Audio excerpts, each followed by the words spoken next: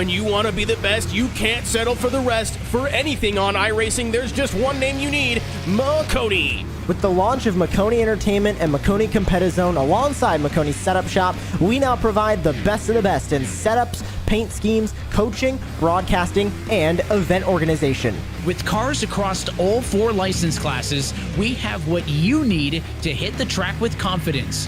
Grab a subscription and save money while going fast at MaconiSetupShop.com/subscriptions. There is a reason that Maconi Setup Shop is partnered with more real-world tracks and companies, including Junior Motorsports, than any other group on the iRacing service. And remember, at Maconi Setup Shop, there are setups, but your victories.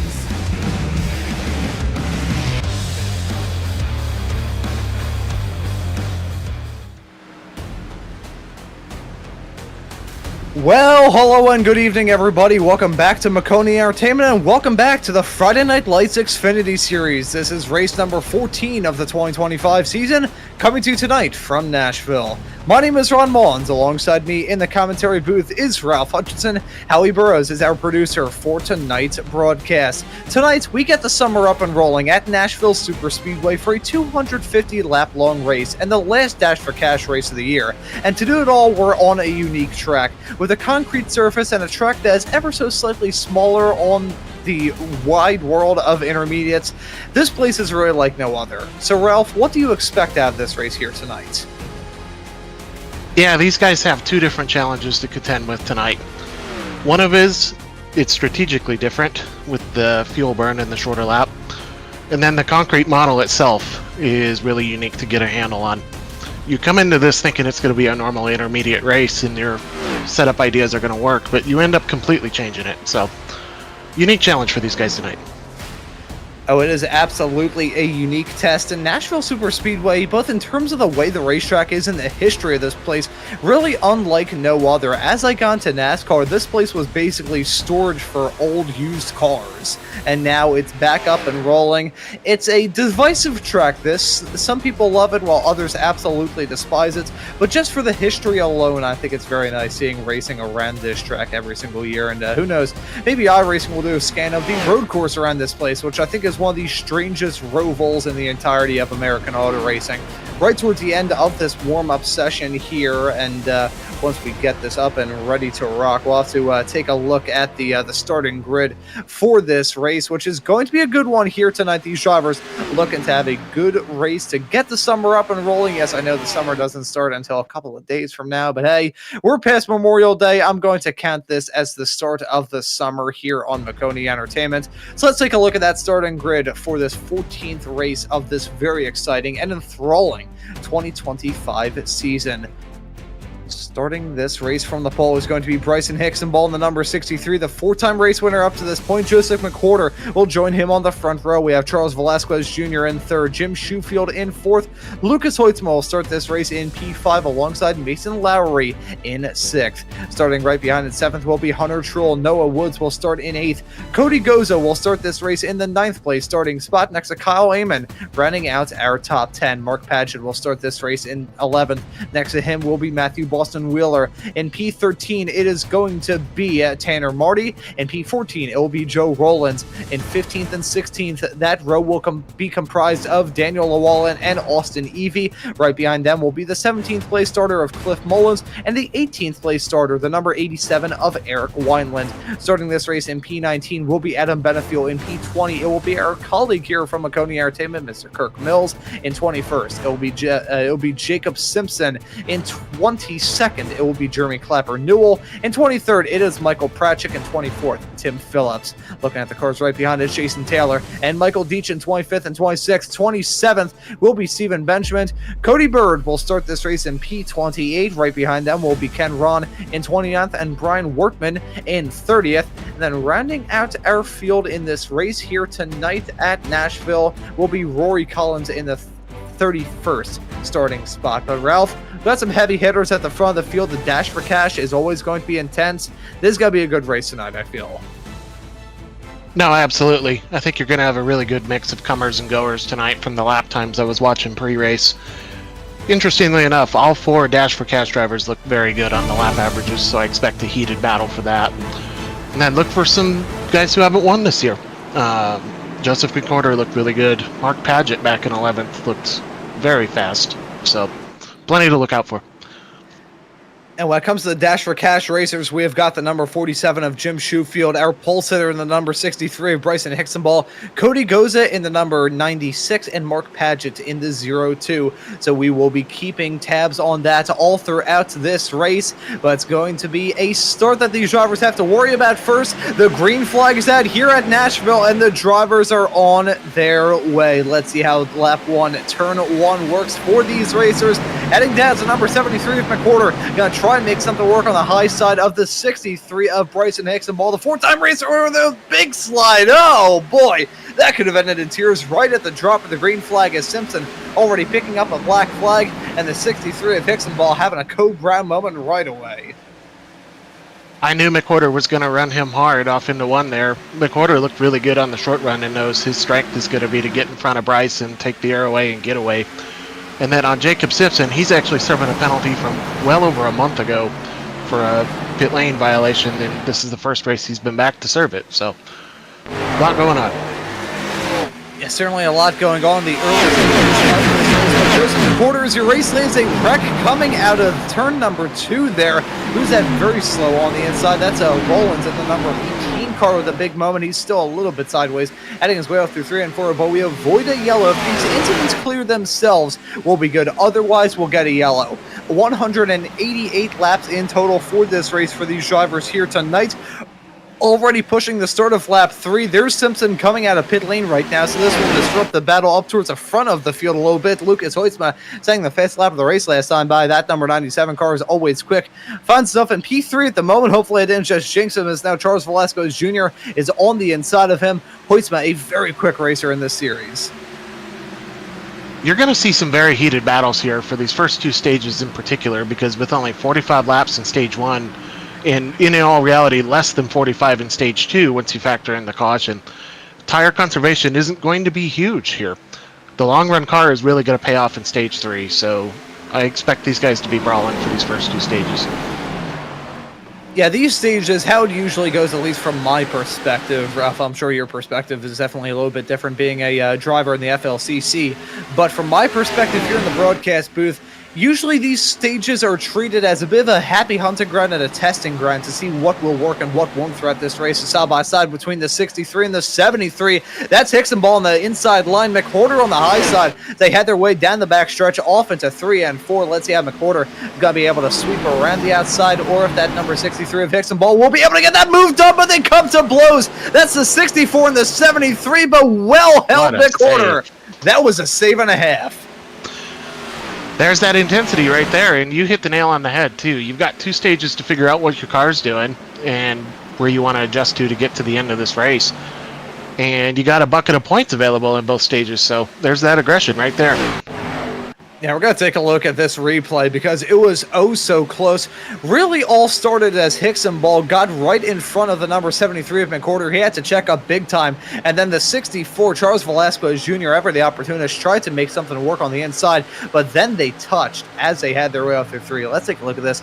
They're side by side down the back stretch. It's Hicksonball on that inside line in that bright green number 63. And here comes the 64 looking to follow in suit. The 73 coming down right at the same time. I'm surprised the resulting stack up didn't result in the number 97 of Hoytsma getting turned by the 42 there. But thankfully for both Hoytsma and Mason Lowry in that 42 machine, they kept it going in a straight line as they had their way out through 3 and 4. So either way, it doesn't result in a yellow. It results in a big loss of time for McWhorter, who's now dropped down to 8th. But for Bryson Hicksonball, he now leads this race a bit comfortably, 9/10 of a second as a gap to himself and Velasquez Jr. Those tires are cooked on McWhorter as well from that big slide. Pretty opportunistic move for sure from the 64, but that's just a product of how low this track temp is tonight. I really don't expect to see too much from the upper groove. It's really going to be a bottom feeder race, and as a result, hard to pass. So he saw a hole, jumped for it, and it probably wasn't the right move, but in the same breath, that's what this is going to create tonight. Yeah, I think that's a good point that he raised there, Ralph, talking about how this race will be for these competitors. it's going to be like fishing in the middle of winter. There's not going to be a lot of fish out there. The rest of them are just going to be sleeping or hibernating or whatever fish do. I'm from Philadelphia. I'm not an outdoorsman, so I don't really know the correct fishing terminology, but it's going to be tough. You're going to be searching for stuff that really isn't there in terms of trying to get some moves done. That probably will lead to these drivers going for some aggressive sense, some aggressive dives, just really trying to make hay while the sun is just ever so slightly shining. It'll be an opportunist that you have to be to get some moves done and try not to lose out on a lot of time. The front of the field has ballooned out a little bit with Hicksonball, Velasquez Jr., and Lucas Hoytsma, all covered by about 9/10 of a second between those racers, and 1.8 seconds is a cumulative gap. We nearly had some three-wide action heading down the backstretch off into 3 and 4. Despite the fact that it's hard to overtake, these drivers will still go for it. No doubt about it. As I look up and down the field here, Joseph McCorder is surprisingly recovered in the 73 lap time wise. He's actually faster than the leader at the moment in 7th here, so look for him to very frustratingly work his way back through these cars. We'll see how that works for him. Also, Mark Paget running really good lap times, so got some comers and goers. And now I think with a situation like that for McCorder, it can be the yin and the yang as he tries to get a move done on the number 42 of Mason Lowry. This would be a move for 6th. He can get it done, and he does. That's actually a move for P5, my apologies. Lowry now looking to lose 6th to Jim Shoefield on the inside. Shoefield, one of those Dash for Cash drivers, and actually the winner of the Dash for Cash last time out of Charlotte. So looking to have a good performance here at Nashville tonight. But the point that I was going to raise talking about all of that was the fact that for McCorder, at this point in the race, to have a moment like that happen, you do have a lot of time to make it up. You do burn off some tires, and considering these drivers are limited in terms of the amount of rubber they can run on their car, you just start this race on a bit of a bad foot, and as much as you do have some time to make it up, having a bit more aggression, thinking, okay, I already got screwed out, I need to make up for it, it can hurt you in conditions like this. That track at 90 degrees Fahrenheit, it's going to get ever hotter throughout this race. It's going to get ever colder throughout this race as well as the sun begins to dip down. These racers, they may have to worry about just keeping a calm, cool, and collected head, because when it comes to a track like this, very easy to have a small little incident snowball in your mind and just have that aggression come out in a bad way.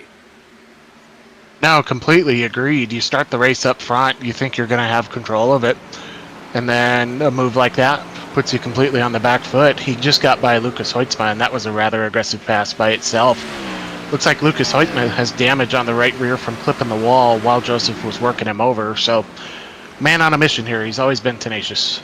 I've raced with him for plenty of years. He will be back at the front. We got some very good racers all throughout this field, it must be said. You look at your race leader of Bryson Exenball, a 4-time race winner up to this point in the season, solidly locked into the playoffs. But the last time he grabbed a victory was all the way back at Bristol quite some time ago. So looking to return to victory lane. We've only had 2 multi-time winners up to this point in the season. Hicksonball with 4 and Adam Benefield with 2. And we were talking before the start of this broadcast, Ralph, about the possibility of maybe having the second multi-time winner up to this point in the season. The third multi-time winner up to this point in the season, I should say. I think if anyone's going to do it, it may end up being Lucas Hoytsma. He won at Talladega, and as it stands presently, he has a pretty all-right race car, currently slotted at 6th. As you can take a look at those 2025 point standings after 13 races, the first half of this regular season, Bryson Exenball, as I said, had 4 wins. Benefield at 2. Those came back-to-back, mind you, as that's 68 and 97 side-by-side. That's Woods and Hoytsma all through turn number 1 and 2 with the car of Woods on that inside line trying to make anything work. But you can see the flames spitting out of that exhaust. Very tense stuff when you go side-by-side.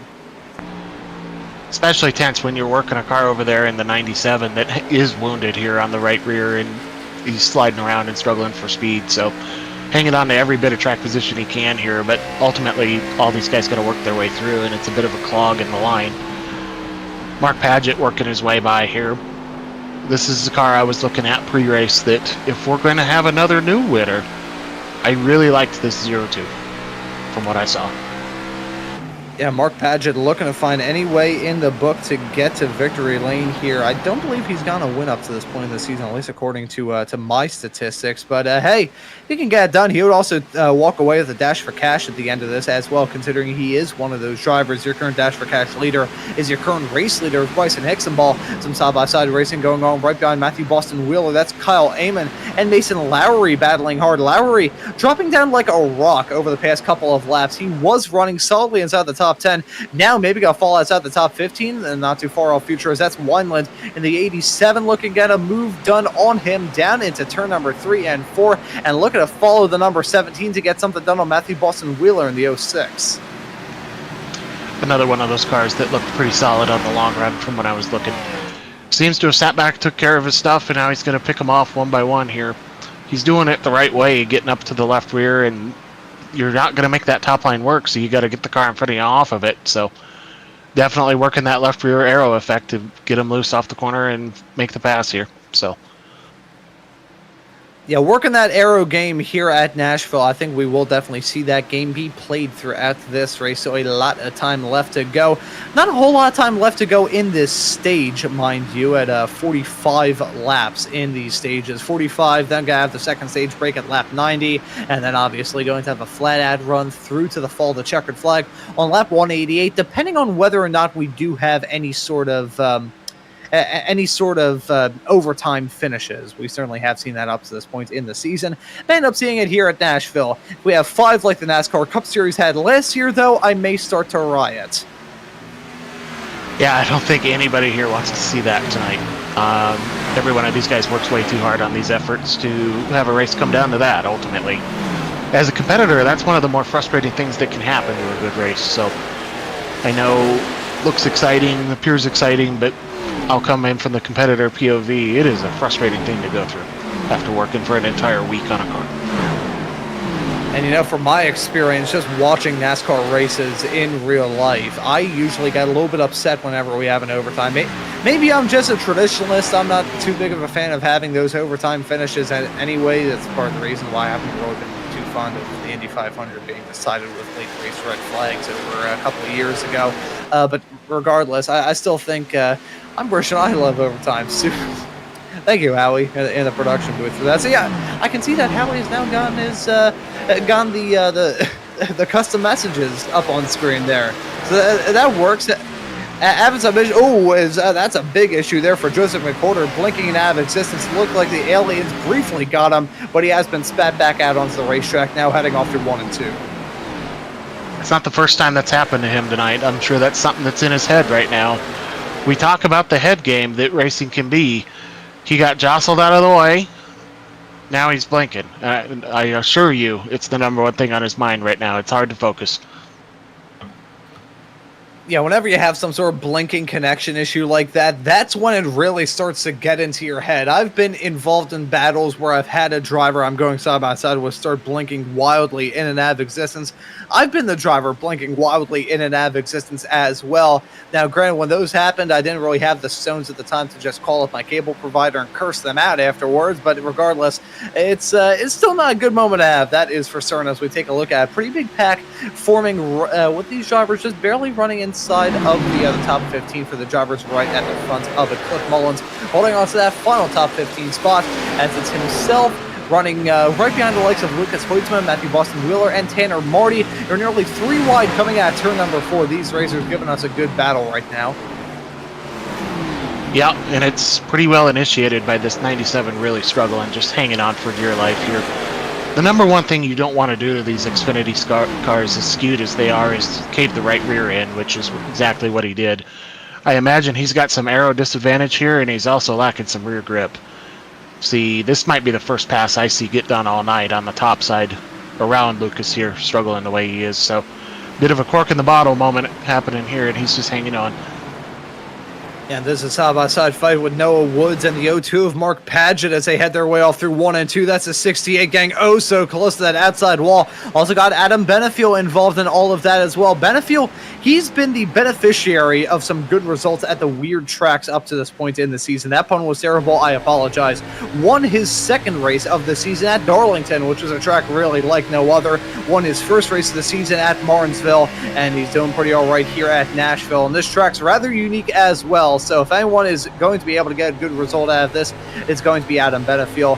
Not involved in that Dash for Cash discussion, but hey, he's still quick and is very thirsty for a third win this season. He's got a side-by-side fight down the backstretch off into turn number 1. So himself and Noah was battling for P7 as Mark Padgett not really able to break away from these racers as well. So if Benefiel can get this move done, the 0-2 of Padgett may be there to get pounced on next.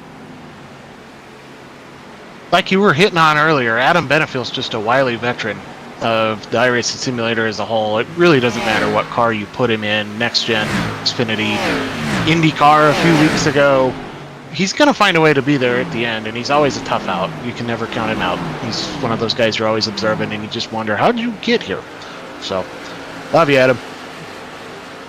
Yeah, Adam Benefiel, a very good competitor, a very quick race car driver. That 83 car, getting used to that driver being involved in the discussion for the race win. Whenever he hasn't grabbed the checkered flag, he's always been there, either lurking in the background or just being up there towards the front and not able to get it done at the end of these races, which is a bit of a kick in the shin, but it proves that 83 car has some pace. He's got some pace behind him for sure, and we may end up having a talk about him getting another win at some point in the not too far off future. Here's a fight though involving the 07 and the 24. That is Daniel Llewellyn and Jeremy Clapper Newell as they head their way off through turn number 3 and 4, nearly coming up blows with a car in front of Matthew Boston Wheeler, who has dropped back a little bit, now running in P15. Here is the battle as it shakes out at the present moment. Vivawalt out there from the 07, I believe that was Llewellyn, who has already punched himself into the playoffs. If we can get that playoff window up here again, Howie, to give the viewers a full opportunity to go through it all, as Cody Goza getting moved on the 68 there, heading off through turn at number 3 and 4.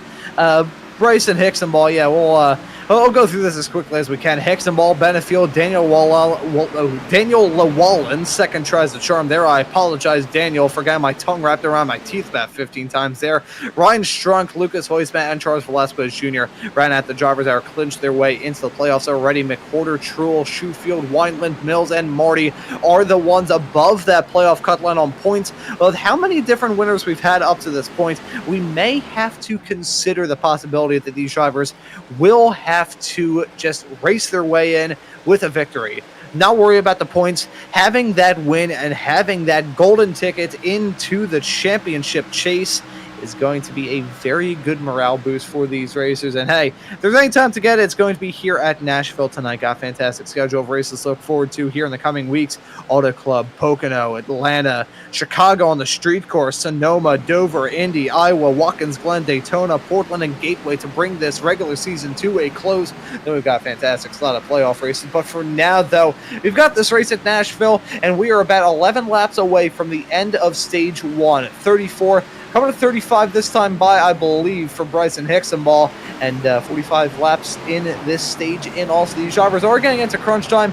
Hicksonball has a comfortable gap at the north end, about 0.7 of a second being the gap between himself and Velasquez Jr. as Mason Lowry looking to get something to work on the inside of the 07 of Llewellyn. Down the backstretch, Llewellyn's got a little bit of damage, so I think he's basically dragging an anchor through asphalt. Lowry has some damage on that race car as well. You can see that hole punch in a little bit. I think, yeah, there's definitely some damage on Llewellyn's car after that sideways snap coming out of the turn and a bit of a wall tap. But some damage on both of those race cars. This is a racetrack where you can definitely get down and dirty with it, so I would not be shocked if we see these drivers with some war wounds on their race cars by the very end of this race. Especially with how hard it is to pass. You see, that all stemmed from that battle with Lucas, where they're trying to work their way around him until he has a chance to patch his damage up. This will be a bit of a war of damage here. It's just the way it is to pass and how little... Looks like a wide track, but there's only so much of it that's usable, and that's compounded by the track temp we have tonight. Worth pointing out here, the speed from Adam Benefiel here, Bryson Hixenbaugh leading this race by close to a second here. Those two are teammates and are going to be on something very similar. So we may be watching Bryson's Challenger work his way to the front right now.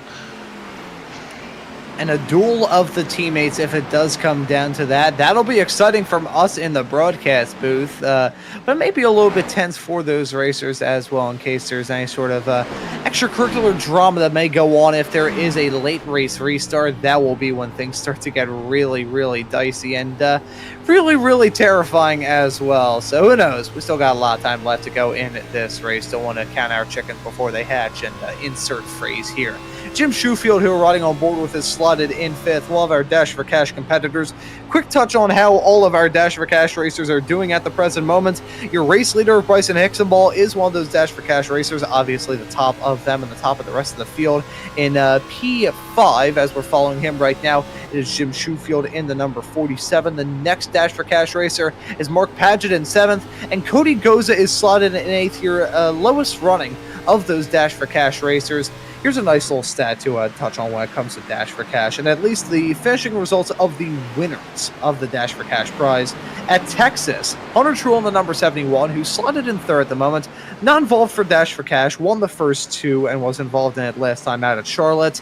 He was able to finish 4th in that race at Texas, which is the highest finishing result for a Dash for Cash racer up to this point in the season, as there may be a moment for Joe Rowlands in the number 18 car. He's got a meatball flag and is coming into the pits. This was either for some sort of collision or maybe a blow up. Let's have a look at it here, Ralph. Yeah, going off into turn 1 here, he just entered in no man's land.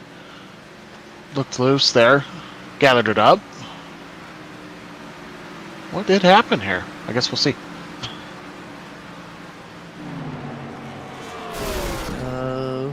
We will see potentially what the deal was there. Yet again, sideways. Heading off through the turn, has a bit of a sideways snap. I wonder if he warned those tires that may potentially be a tire blowout there. That's rather surprising with the track temp the way it is. You wonder if he picked up some damage at any point earlier in the race, because when you bend the steering and the toe on these cars, you really can create a situation where you can blow any tire on any corner of the car, obviously. So you wonder if that stems quite a bit ago. Yeah, and that is rather surprising to have that happen 41 laps into this race, right towards the end of the stage. If that's happening to him, I gotta wonder how these drivers' tires are holding up. Maybe they're starting to skid around like declawed cats trying to climb up an igloo, or what. But regardless, it's going to be a rather intense end to the end of the stage with just a handful of laps left to go. A side-by-side fight may flare up with Benefiel and Shoefield. That's heading down the back stretch. Looks like the 83 going to draw alongside the 47 down into 3 and 4. How's it going to work out for Benefiel? Will it result in him jumping his way up into P5? Looks like he's going to be able to clear him on corner exit. Now the 0-2 of Mark Padgett looking to wheel something as well. But the point I was going to raise before we saw that car come down pit lane, this is probably the most competitive that we've seen these Dash for Cash racers be up to this point. They haven't really been able to get a win up to this point. As I said, Hunter Truex at Texas was able to bag a P4 result. He's had the best and the worst finish for a Dash for Cash racer at 4th at Texas and 11th at Talladega. Haven't seen a Dash for Cash racer win. I feel like of all the nights, though, tonight may be the night, based off how we're seeing things shake out here in Stage 1. I completely agree. Looks like it's going to take a winner, no doubt, to win the Dash for Cash tonight. And let that be a testament to how hard these races are to win. You come into a race with extra incentive for the Dash for Cash, and that's what your results have been. And that's just a testament to how hard it is to win here week in and week out. But definitely tonight it would appear it's going to take a win to get that cash in your pocket. Yeah, I think that may end up being the case. And hearing as well from our producer, Howie Burrows, that was a blow-up there. So unfortunate. It was an engine blow-up. Need to specify that. It was either a tire blow-up or an engine blow-up, and it was an engine blow-up there. So that's going to be a lengthy repair. That's just going to take him out of contention here tonight at Nashville. Big moment to have that happen earlier on. So he's left the session, decided to call it a night. Unfortunate to have that happen, but after a relatively clean start to this race. It looks like that is the only casualty we've had up to this point at the front of the field, though. Bryson Hixenball going to head his way through the trioval and complete stage 1 in the race lead. There's the stage 1 win for Hixenball. He's going to win it. Charles Velasquez Jr. will finish this race in second. Hunter Truex will finish this race in third. Going to get these results loaded up here in just a few moments' time for what was a very clean stage 1 here tonight.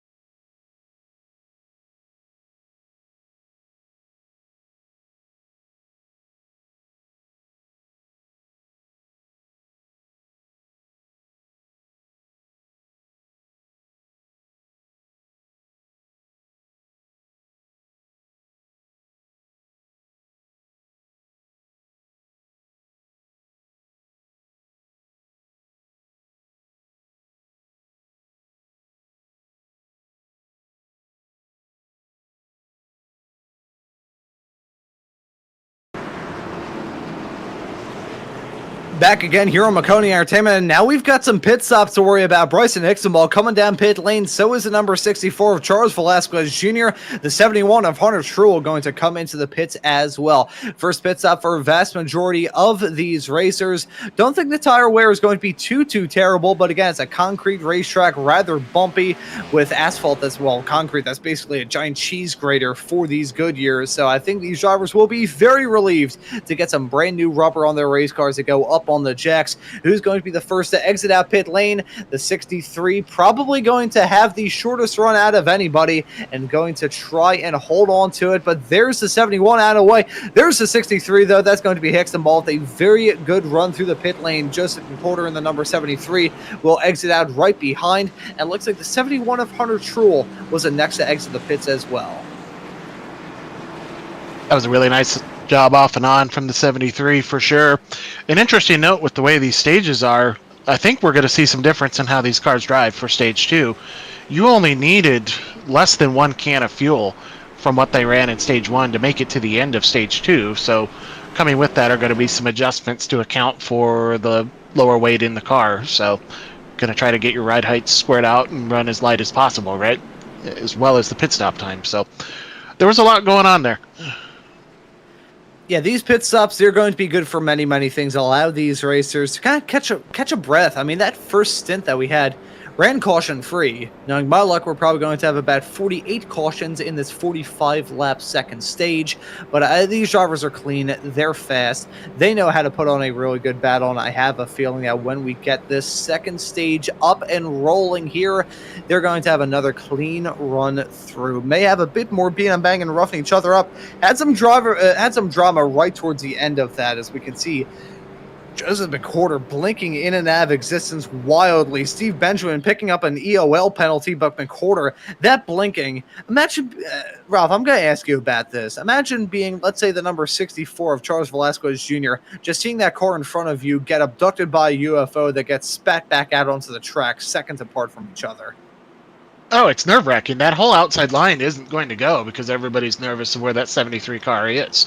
If you don't know, the car will, the vapors of the car that's not there will still damage you and tear things up. So you can see he's running about a car length back already. So it appears to have settled out here.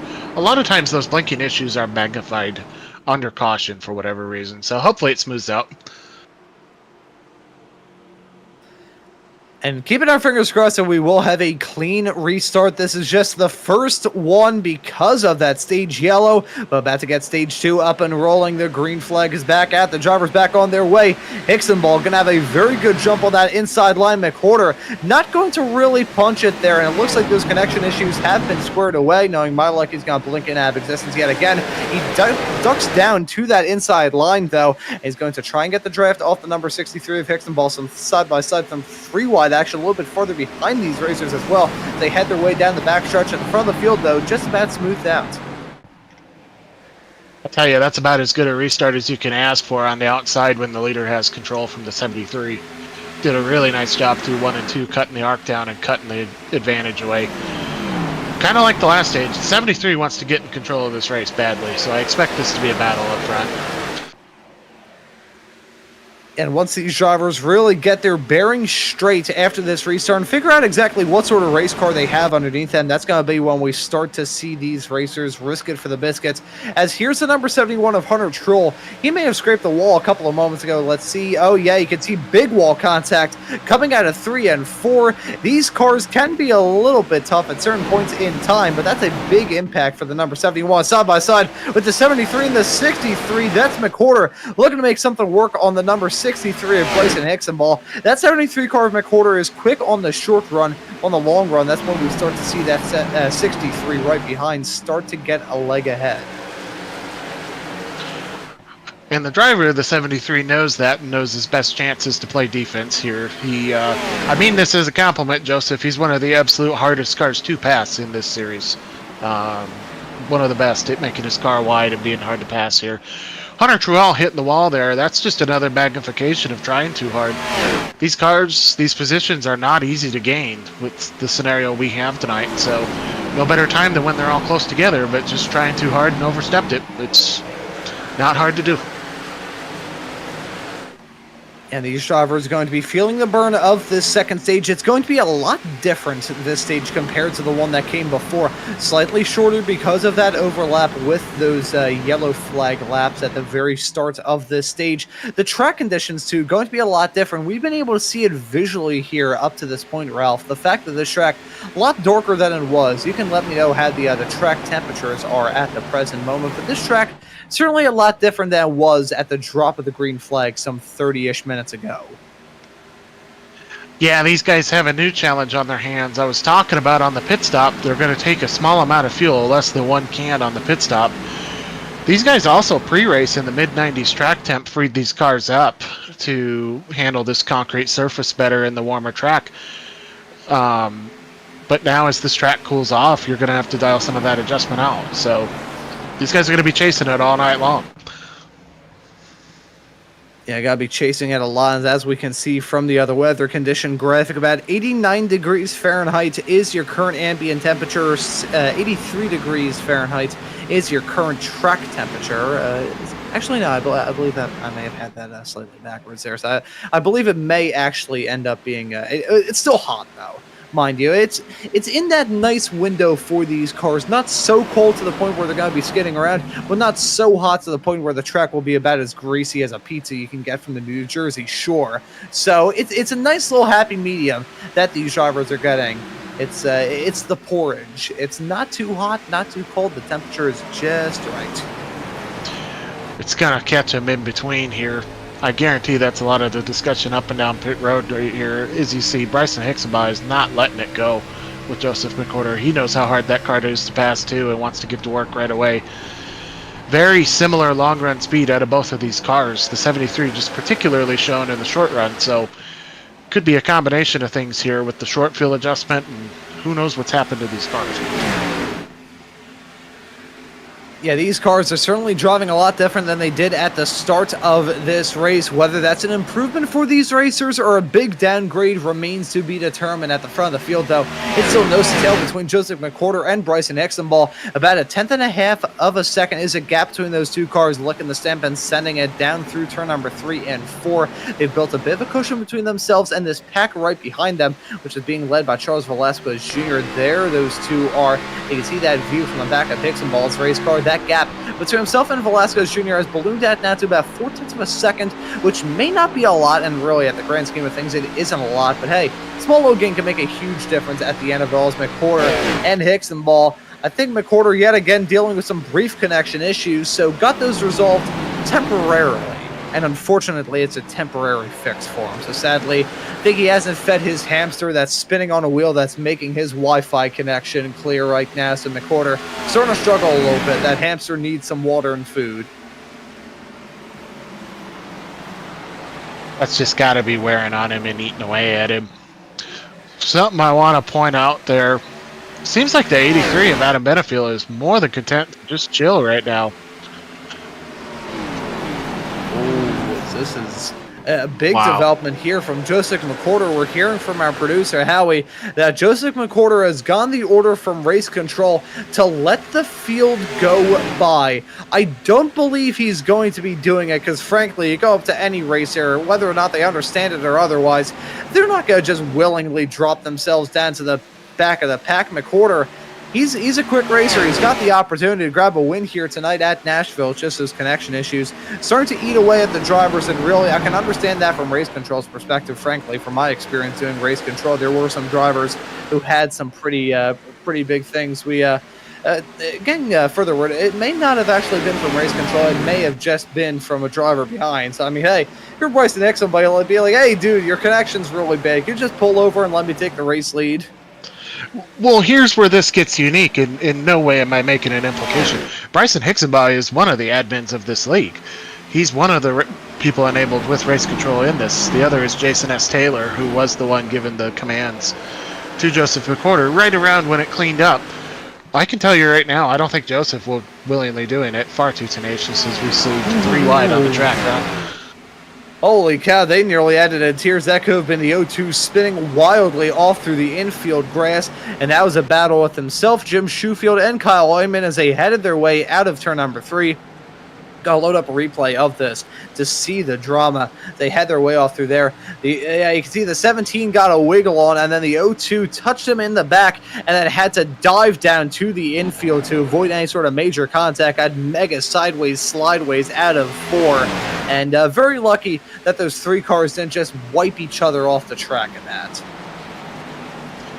We're already down to only 35 or so laps to go in this stage, and nobody's giving an inch here. Nobody's letting up and going right to the limit of the tires, and in a lot of cases, overstepping it.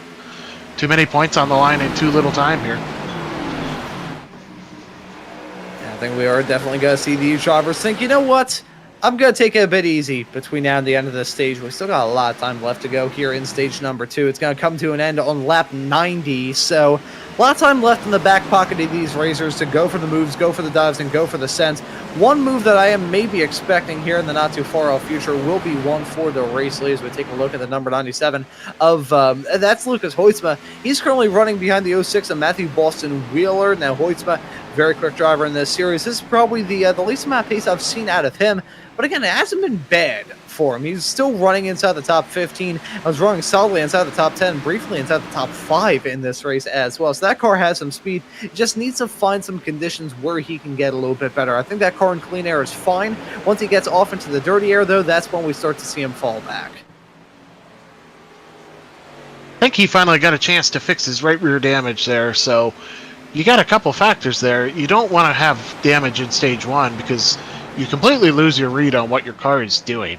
That completely changes your balance and feeling underneath you for this race. So he basically missed a chance to adjust on his car, whereas everyone else around him has, because you can't over adjust for your damage that you're in the middle of fixing. So he's got a long night ahead of him, but Lucas is another one of those guys. He's going to fight his way into the top 5 tonight. He's just wired differently in that regard. We'll see him. Yeah, gotta probably see that number 97 car jump his way up the running order for now, though. We've got a pack at the front of the field of McWhorter, Hixenbaugh, and Velasquez Jr. trying to break away a little bit from the number 71 of Hunter Truel, and they have been able to do that. The number 73 and the 63, though, at this point, they're basically in the stage of the race where they are starting to play with each other a little bit. That game of cat and mouse between those two racers definitely going to play as we start to see those short-run gains from the 73 get worn away, and the momentum swinging to the long-run speed of the number 63. The number 64, Velasquez Jr., still in striking distance as well. If those drivers slow each other up too much, that was Benefield getting a move done to jump his way up into 4th not terribly long ago. But Velasquez Jr., a driver who I don't think we can discredit in this fight either, slotted in 3rd at the moment. And hey, if those two drivers have a little bit of drama, have a bit of a checkup, he'll be there to pick up the pieces. And that absolutely could happen. Man, they are working hard right now. Bryson is doing everything in his power to get that 73 car loose, and I can hear his own right rear tire squealing for life. So Bryson is working very hard to get around to 73 here, which is kind of how I thought this might go. It's a hard track to pass at, and you've got one of the best defenders that I've ever raced around leading this race. So like you said, the 64 might be licking his chops here, waiting for these two to go to war. Don't sleep on Adam Benefield either. He's hanging back just far enough to save his tires here. So this is going to get pretty interesting for the stage win. Yeah, I think it's fine that these drivers are running in the spots that they are right now, but you brought up a good point there, Ralph, talking about how these cars are going to feel at the end of this stage. Still have about 20 laps left to go here in stage 2, so it is not out of the picture that we may see the likes of Adam Benefield, maybe even the likes of Hunter Truex and Cody Goza catch up to this as well. It should be noted again, giving a update on how things are looking in our Dash for Cash situation in this race. Obviously, 4 drivers involved in that discussion. The number 63, Bryson Hicksonball, still leading those racers as it stands presently. Slotted in P6 is Cody Goza. Mark Padgett's right behind him. Jim Shoefield rounds out your Dash for Cash racers as Hicksonball wheeling it down the inside, coming out turn number 4, trying to make something work on the inside here, off into 1 and 2. Will he get done in the 63, or will the 73 of McWhorter be able to hold that momentum, run the high side, and remain in that top spot with the 64 and the 83 there to pick up the pieces? This is a very important battle for McWhorter. He wins out there for now, but Hicksonball definitely getting the head of the 73 there. That was a product of these tires finally being worn out enough that the top is somewhat viable. I call it the top, it's just the second lane there. That's such a hard thing to do there, to defend the bottom. You know exactly what your car's doing down there. All of a sudden you get moved up and you're trying to race for the lead and you're hoping it sticks. You don't 100% know what you have up there. Yeah, and a lot of uncertainties surround these racers as well. They don't know exactly what they've got under them when it comes to race cars. Practice and qualifying and warm-up is great, but you will only be able to know what kind of race car you have in the race itself. These drivers, though, certainly confident that they have some rocket ships underneath them as McWhorter still leading it off down into turn number 1. Got some traffic a little bit farther up the road, a big stack up there. That was the 63 nearly getting pile driven from the back from the 64, and the 83 nearly piling into the back of the 64 there as well. Those are the two teammates, the Team Conti teammates running in P3 and P4. So if they wreck themselves out, man, what I would give to be a fly in the wall for that ensuing discussion, as that's a lap car nearly getting run over by Hunter Truex coming out of 4. Yeah, this is getting dicey all over the racetrack right now. Oh, that it most certainly is. It's side-by-side racing. That's Cody Goza and Hunter Truex battling tooth and nail. This is a battle for P5 presently as it stands between these racers. Mark Padgett also there within striking distance as well. Will he go for a move before these two can get sorted out? Goza still holding on to that outside line. Gets a little bit high up on the track heading out of turn number 4. Had to wheel that thing off the wall as side-by-side going on right behind between Benefield and Velasquez Jr. Looks like they've decided to have a swap. I think that team realizes that Adam Benefield's got a very fast race car. His teammate letting him by to jump up into P3 and give him an unobstructed view of your P1 and P2 of McWhorter and Hicksonball. Yeah, we're getting to that window where Adam's probably got the best tires on the racetrack along with the track position. Ooh, that's some close racing there. 71 of Truex has done such a nice job of rebounding from that wall contact at the start of this run here, battling to stay in the top 5 here with the 02. 02 slowly but surely, methodically working his way up here. I think that's another car that could contend if he gets the track position. And once you get track position and you get into that clean air, your car can either take off or really start to drop down. That's the thing as well when it comes to a race like this, Ralph. Very imperative for these racers. Don't have a fixed setup here in this series. So these drivers are all running setups of their own making, or at least of their team's making in some cases. But really, what do you try and prioritize? Do you try and prioritize having a good car in clean air?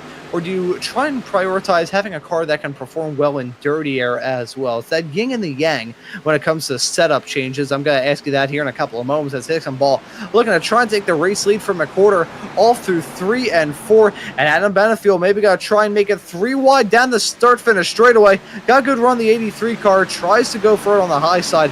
Just not close enough. Maybe going to give a slight bump to the 73. Now he's got to try and go for that move down into turn number 1. It's the 63 in the race lead. The 73 in P2 and the 83 trying to get P2, currently slotted in 3rd. Definitely look for Adam to prevail here now that Joseph McWhorter doesn't have that clean air you were just discussing anymore. and then really look to see a heated battle between the 83 and the 63 for the stage win here. I don't know how heated it'll be. I think one has a lot more tire left than the other. Yeah, when we get into tire life, we have to think about how well these racers have set themselves up for these final 10 laps of the second stage based off what's going on in the first 35. Higginball jumping into the race lead finally. I think he maybe burnt up his stuff a little bit more than he had in mind. He went for that first challenge on Joseph McWhorter probably about 10 to 12 laps before he was actually able to get that move done. So I'm sure Higginball not driving away like he had in mind. McWhorter, though, trying to defend as well as he possibly can from the 83 of Benefiel. And Charles Velasquez Jr. can't discredit him getting involved in that battle as well. And if those drivers start to battle hard, and these two maybe work together, Hunter Trill and Mark Padgett side by side for fifth, these drivers start working together, we may end up having that 4-car pack at the front of the field turn into a 6 or 7. It's very possible here. Now that the 63 has gotten to the lead, he's too loose. We were just talking more about that clean air and dirty air.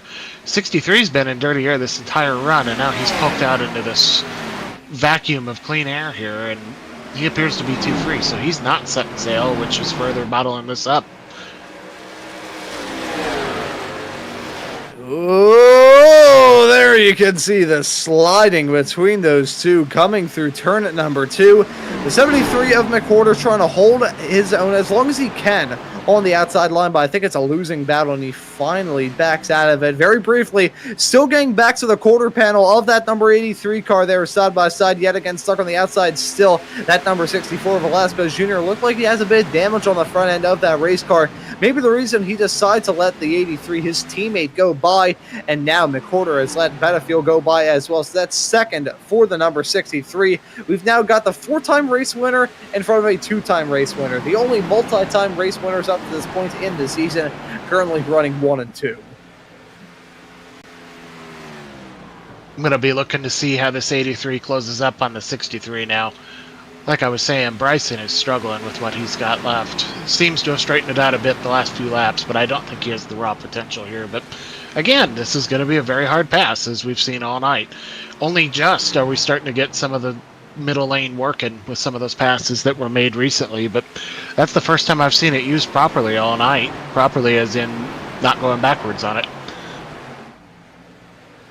And you can see the stranglehold that Higginball and McWhorter have had on this race up to this point. 53 laps led for Higginball and 30 led for Joseph McWhorter. So those two, the only ones to lead a lap up to this point in the race. And based off what we're seeing at the present moment, don't think that will change unless something major happens here, as we're on lap 85 now. Coming right towards the end of the stage, 5 laps left to go here in stage 2, and this race has flown by up to this point. Higginball running good at the present moment. Benefiel still within striking distance, though, so that 83 car may try and size up an overtake in the not too far off future to jump his way into the race lead. Benefiel looking to return to victory lane for the first time since Darlington. Now, I've talked about this in the past couple of weeks, about the dry spell, for lack of a better term, that Bryson Higginball has been on as of recent. His last win came at Bristol all the way back on April the 11th. So has been a little while since we saw Bryson Higginball put that car into victory lane.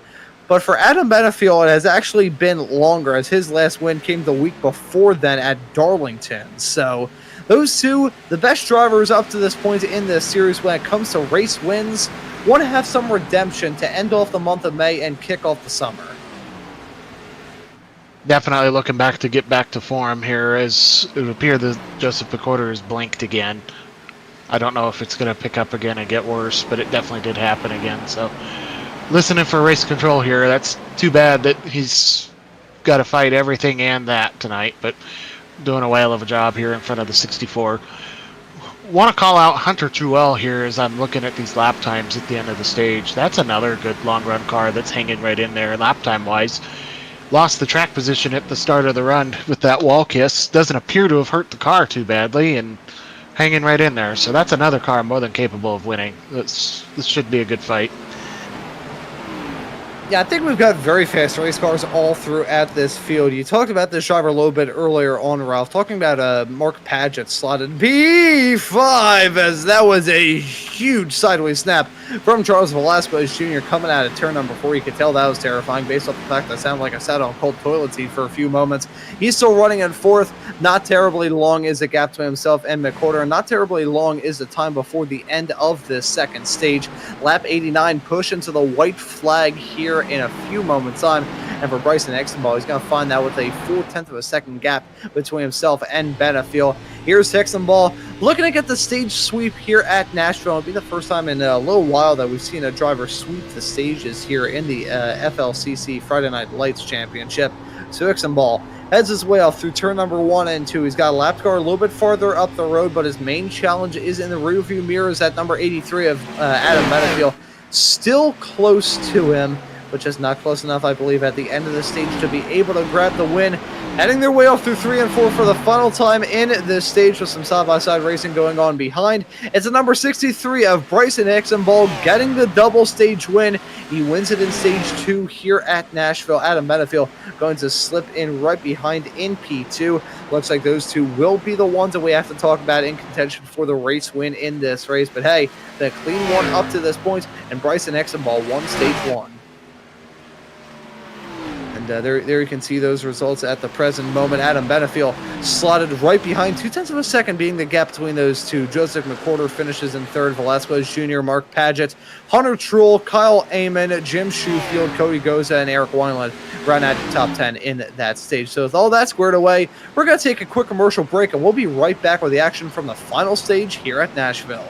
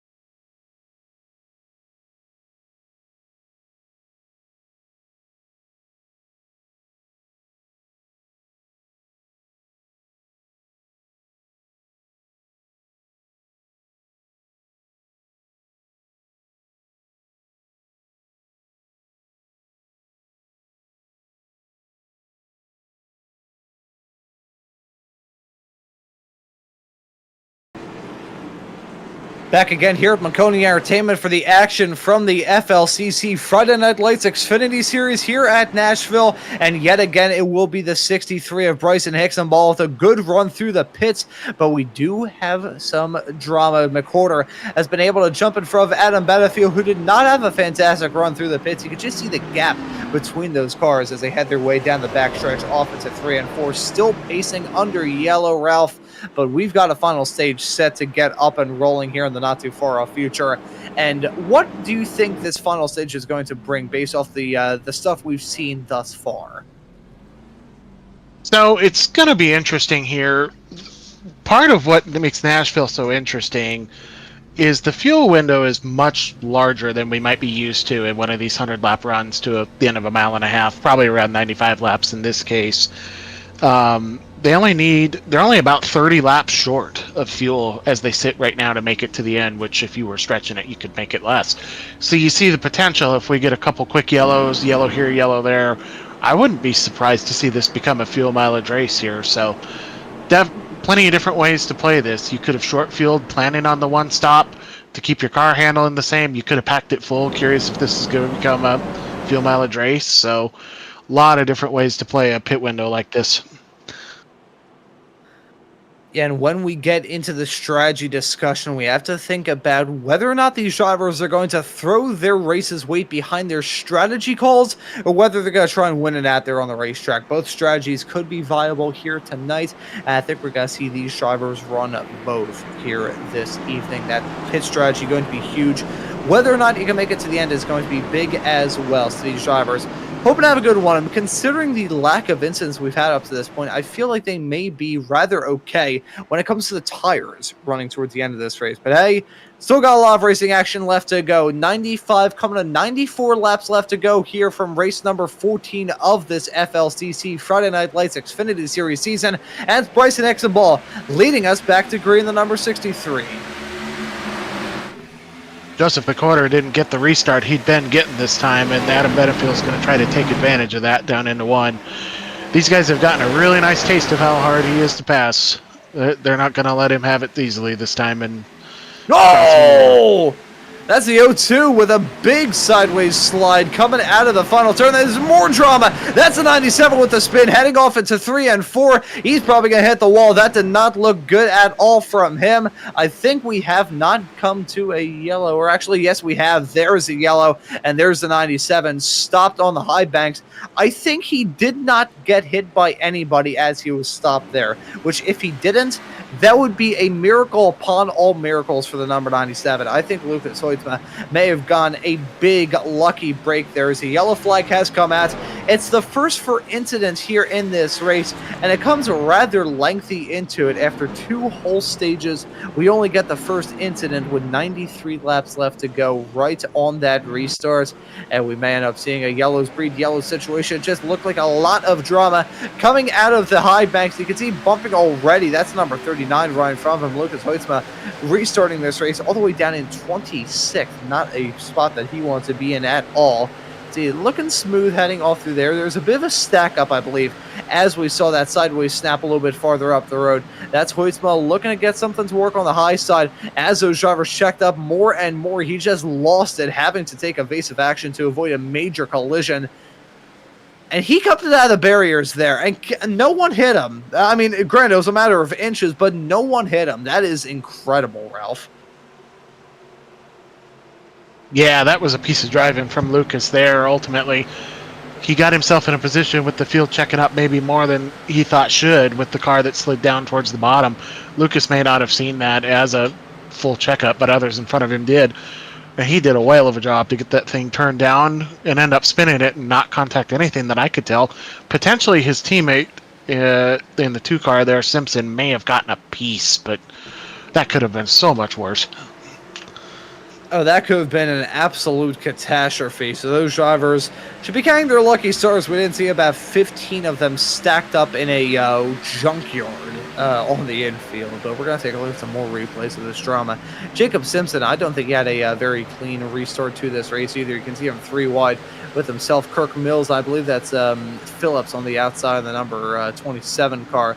Here's Simpson and his perspective and all that drama. There's a 97, and yeah, he somehow avoided him. Those 2 cars did not touch, and even if they did, it was very, very light. This was a huge moment for Paget there. Oh, yeah, you can see the 47 car getting clipped and all that, and Cody Goza having to take evasive action. That was 3 of our Dash for Cash competitors all being involved in the same incident, and all of them getting away from absolute unbridled disaster in it. Yeah, ultimately everyone did a really good job there, and that's what... See, the cars back by where Lucas and Jacob were saw Paget down on the bottom there and didn't think much of it, didn't see the track as blocked, but the others who were close to it had really backed it down to avoid the crash. Obviously, you don't want to get labeled ARCA brakes, but what that turned into, it was a giant accordion that those guys were not ready for, so again, narrowly avoided disaster there. That could have been just chaos. There's no other way. It was definitely the most hectic point of this race we've had up to this point, with drivers having a sideways snap, but a very clean and efficient start to these racers.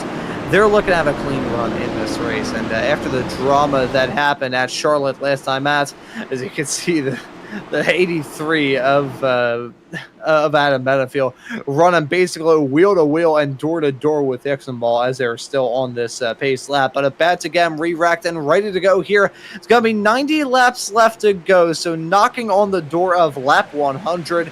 Over the halfway mark, though, in this race, and Exenball getting off to a flyer of a restart on that inside. Benefield going to look to try and slip in front of the number 63 of McWhorter, but McWhorter has something to say about it with the send-off into turn number 1 and 2.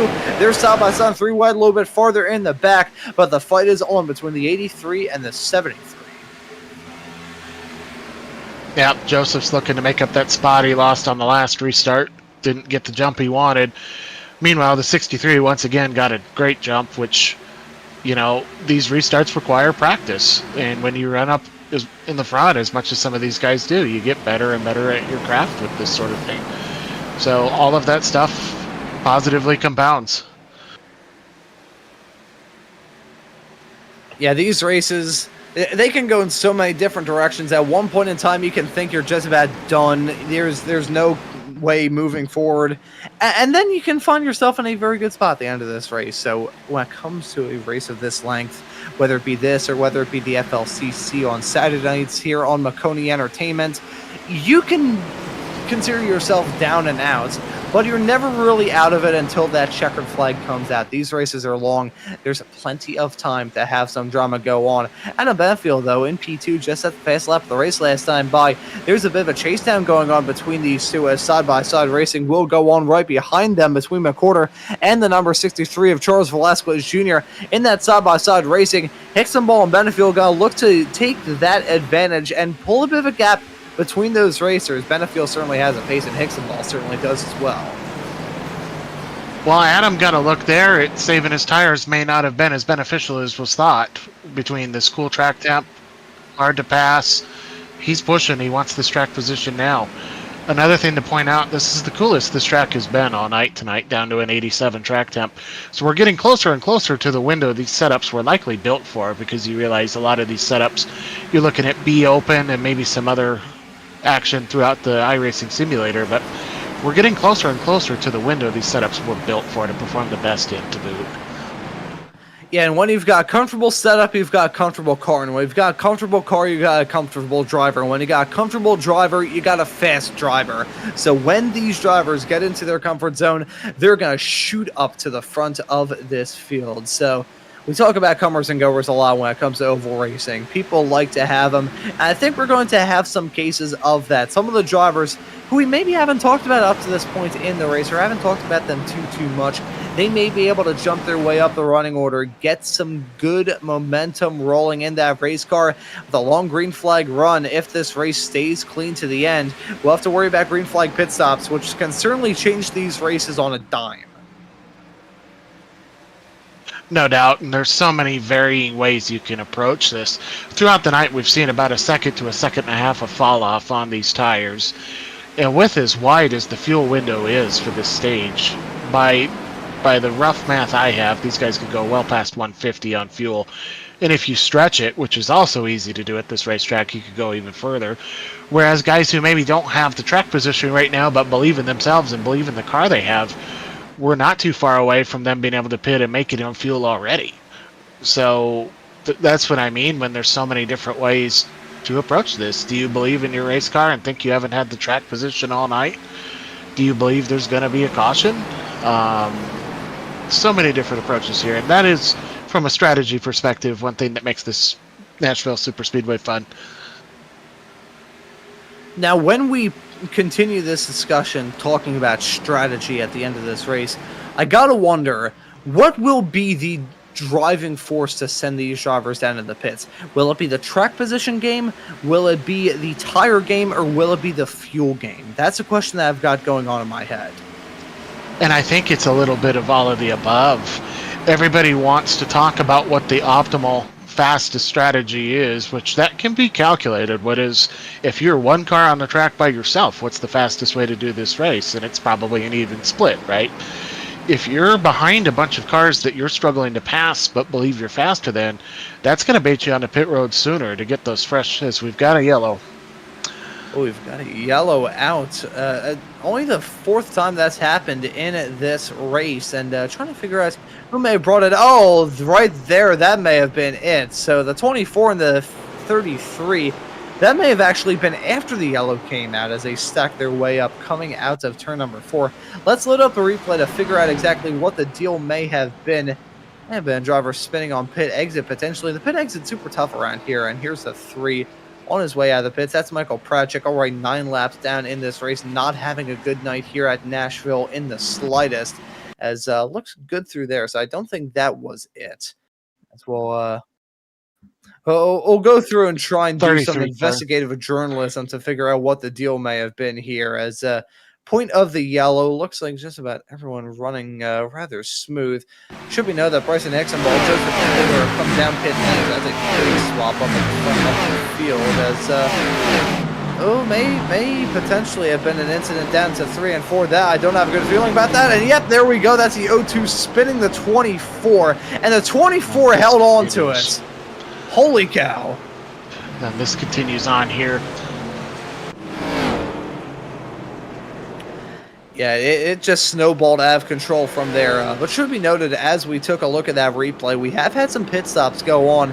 And seeing the drivers at the north end of the field, including Bryson Hexenball here at one point race later, slotted in 13th, now exiting the pits. So looks like just about everyone else has stayed out, including the likes of Benefield, Charles Velasquez Jr., Jim Shoefield. We will go back and take a look to see what the big deal was with the 24. Obviously, touch with the 02 and himself heading down pit lane. I think they heading down into 3 and 4. They went down to the pits together. The irony of all ironies there. This yeah, there you can see it a little bit farther in the back. There's the 24. That's the 33 on the outside, and he nearly came down and wiped out the 02, which I guess would have been cosmic debt considering what brought out that yellow in the first place.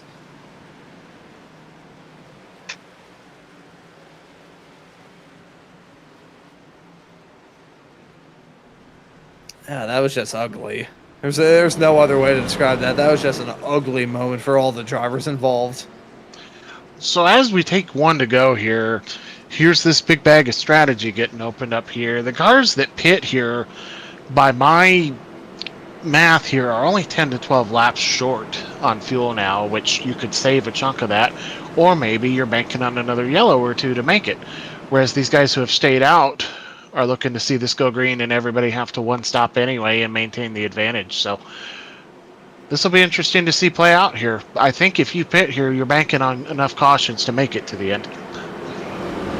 Yeah, 79 laps left to go. That would definitely be a real thin stretch for these drivers to try and do. So probably hoping either for a yellow on this restart, or potentially wait for about 5 laps and then have a yellow come out. I think if that plays out, still be a bit of a stretch to the end, but it would work for these racers. So that may be the strategy that these drivers up in the top 11 are trying to pull. Steve Benjamin, the last of the cars who have yet to come into the pits, Bryson Hexenball is here, the leader of those drivers on that strategy. We're about to get it back up and rolling. 78 laps left to go in this race, past the 100 mark. And it's Benefield at the front. Velasquez Jr. holding on to the P2 spot on the inside line. That inside line has gone off to some absolutely dreadful restarts as Benefield leads him out of 2. There's just not the same grip up there on fresh tires. Even through 1 and 2, it's really hard to make stick. So here comes Velasquez. He's challenging for the first time tonight.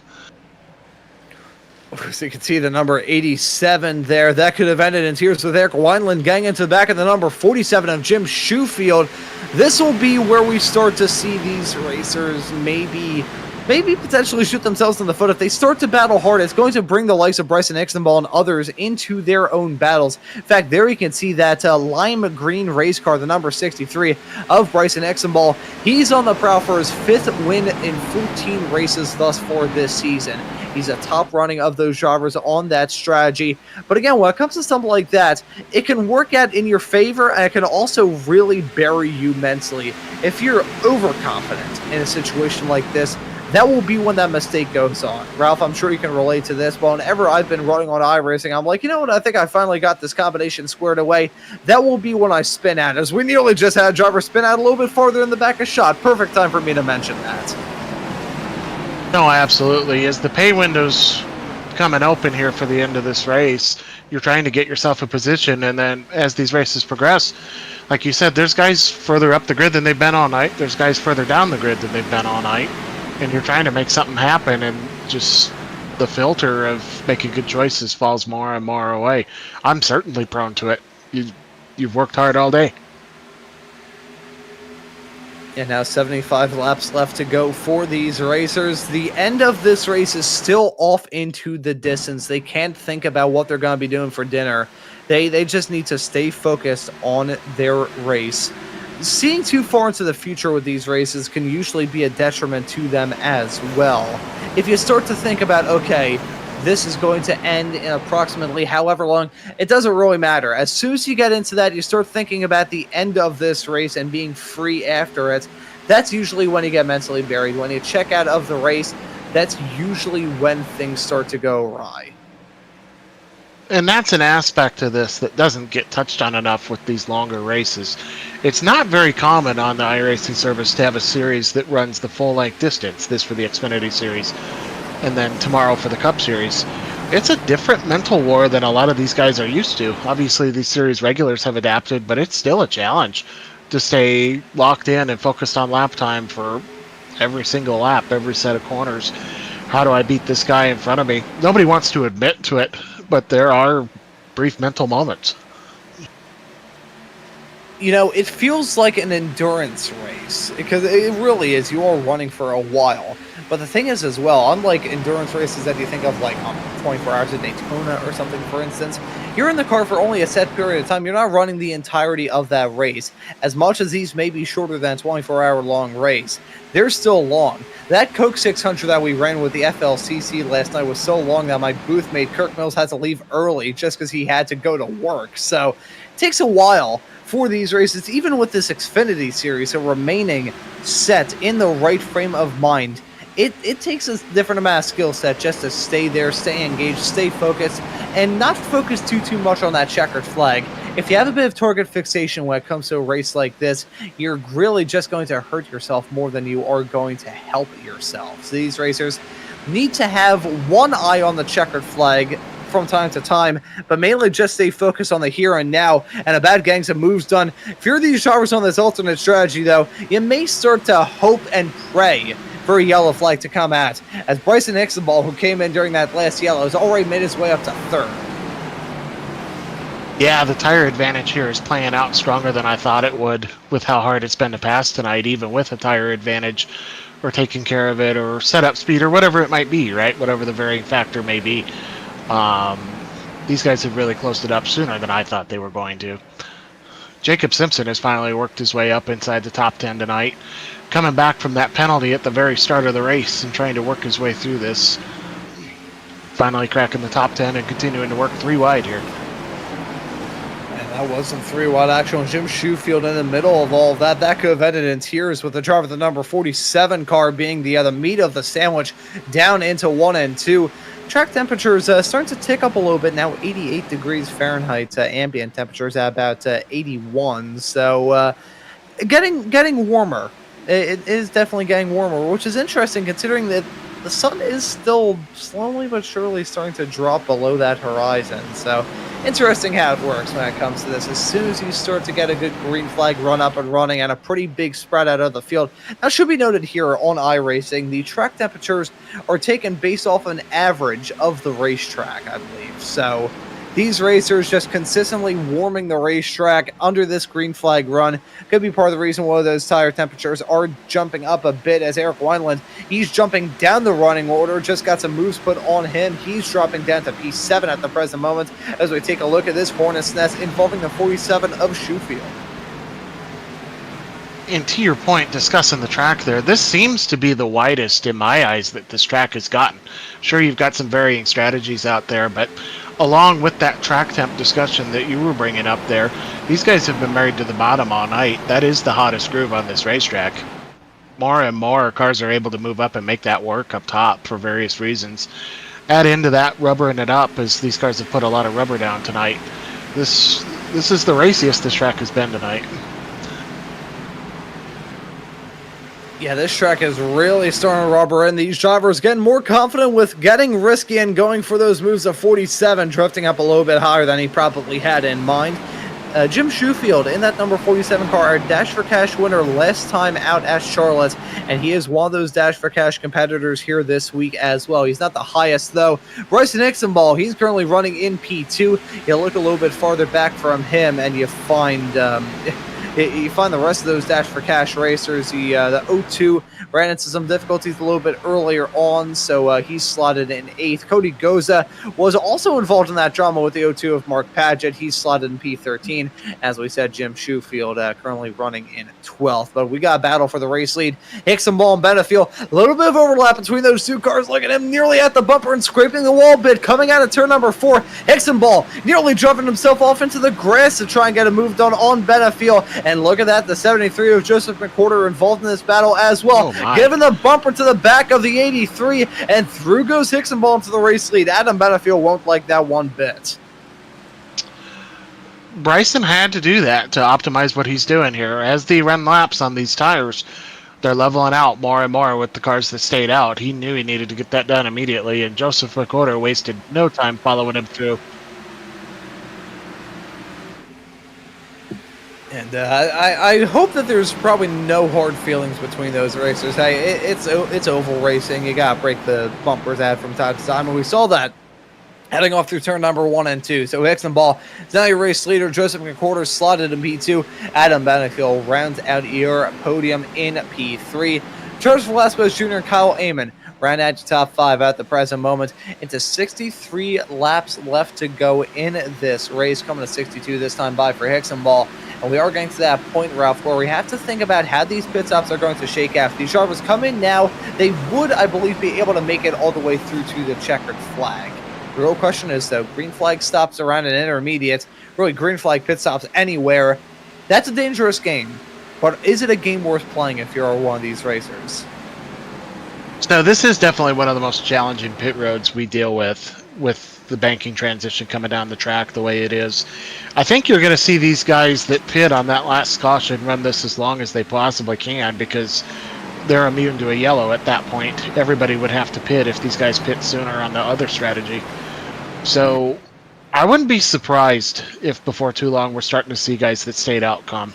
Maybe 10, 12 laps.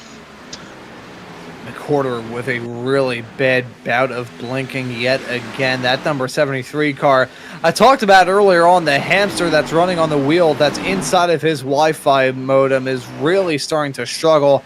Blinking at midway through 1 and 2. I believe another blink yet again for McWhorter. So looking on the left-hand side with the wonderful graphics that we've got here on Maconi Entertainment, if it looks like McWhorter is spinning and then kicking on the hyperjets to jump back into P2, those are just those disconnects. He is still slotted in second as long as he is in the session. If he has an extended blink and does not reappear, which, nope, we nearly got there. McWhorter giving us panic attacks here on this broadcast, giving his competitors some panic attacks as well. It is so tough, especially in an oval race, to go side by side. I know how stressy it is whenever I'm running an open wheel race, whether it be in a Formula Ford or something like that, which you can catch from Ford Action on Mondays here on Maconi Entertainment. But whether it be that or whether it even be in a NASCAR stock car, going side by side with a driver who is blinking wildly in and out of existence, there is no terror. There's no more terrifying feeling in sim. It's just completely out of everybody's control, including the driver who is blinking. You're just crossing your fingers, hoping it gets better. This is definitely the worst it's been under green for him. I think it's leveled out for the moment now, but again, just yet another distraction in a long race mentally. But continuing to bear down on Bryson here. He's going to give it his best go. And as we are under 60 laps left to go here, second tries a charm with that pronunciation from me. Got Hickson Ball and McWhorter running P1 and P2. Hickson Ball looking to try and run away with things here in this race. If he can get it done, it would be a second win. Not a second win. Who am I kidding? It would be his 5th win this season. If McWhorter can do it, I believe it would be a second. As this is Jeremy Clapper Newell making that run through the pits. This is an on-schedule pit stop from him, so this is not down to damage or an incident or anything of the sorts. That is a honest stop, so we may have to think about that pit stop game starting here soon, Ralph. Absolutely, and it'll be the cars around him. You react to what you're around. The guys that are on the same strategy as you, maybe you were in front, maybe you were in behind. You're trying to maximize your day at this point. It doesn't matter if you're running 20th or 5th. You know who you're racing on which strategy at that point, and definitely going to draw a reaction. Sounds like Noah Woods is down pit road as well. Noah Woods making that call to run down pit lane. Let's see if any more drivers will begin to join those two. I think Matthew Boston Wheeler, he is yet to come into the pits, is running in front of those two racers right now. Not the race that he probably had in mind. Here is the situation at the front of the field. You've got McWhorter and Adam Benefiel and Eamon. They all came into the pits on lap 92, but Benefiel stayed out on lap 108. And you can see the pit strategy game playing out with these competitors. They will probably get broken up with Benefiel coming into the pits first. So, again, the strategy game huge in these races. It may not seem like a lot, but an extra 16 laps to stay out there can make a huge difference. No doubt about it. And you're going to see a lot of these guys just make these decisions more or less from the seat of their pants. And we've got two different strategies on the track to begin with. So I think we're getting really close to seeing more of the front runners on the stay out strategy come down pit road. And with these pit stops nearing here on Maconi Entertainment for the coverage of tonight's race, I think these drivers are maybe starting to take it a bit easy. And I gotta say, it has gone significantly darker here at Nashville over the past few moments. The lights are coming on. The sun is dipping below the horizon. You can see the cloud cover as well. Not having to worry about any sort of glare are these racers. They had their way off through 3 and 4. But we do have a side-by-side fight. Maybe got a flare-up between Paget and the 17 car down into turn number 1 and 2. This is a battle for fourth at the present moment. It looks like Paget going to try and get it done. Yeah, Mark Paget's done an extremely nice job working his way back from that big slide we saw earlier. Some strategic interference here to work his way back up there, but he's also running one of the fastest lap times on the track right now, faster than the leader at the moment. Strong presently is out of the 17 car, getting oh so close to that outside wall coming out of turn number 4. It is definitely smoothed out here in this race. It's been a clean one here at Nashville. I haven't seen many drivers get involved in some drama. They've been running smooth, they've been running calm, and they have been running collected. So I think as we are coming up to 50 to go here on Maconi Entertainment, I think we're going to cut to a quick commercial break. I'll be right back with what could be the money stop for these racers.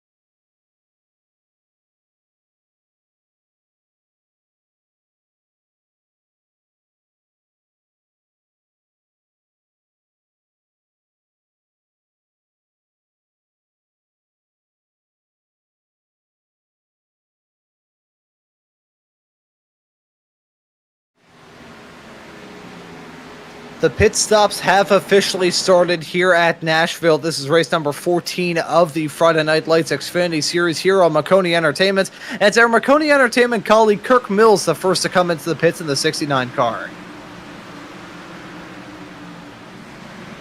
Yep, looking for 4 tires and fuel here. Setting him up to go to the end of this race. He's on the early end. You never really want to be the first one in a group of cars down pit road, but he knows as well as anybody at this point that it's very hard to pass, so he's trying to make it happen here. That may force some hands to start reacting. Yeah, man, I'm seeing these drivers get strong-armed into coming down pit lane. Our eyes are on these drivers right up at the north end of the field. The highest running driver who stayed out during the last yellow is Adam Benefiel in the number 83, and he will have to come into the pits in the not-too-far-off future.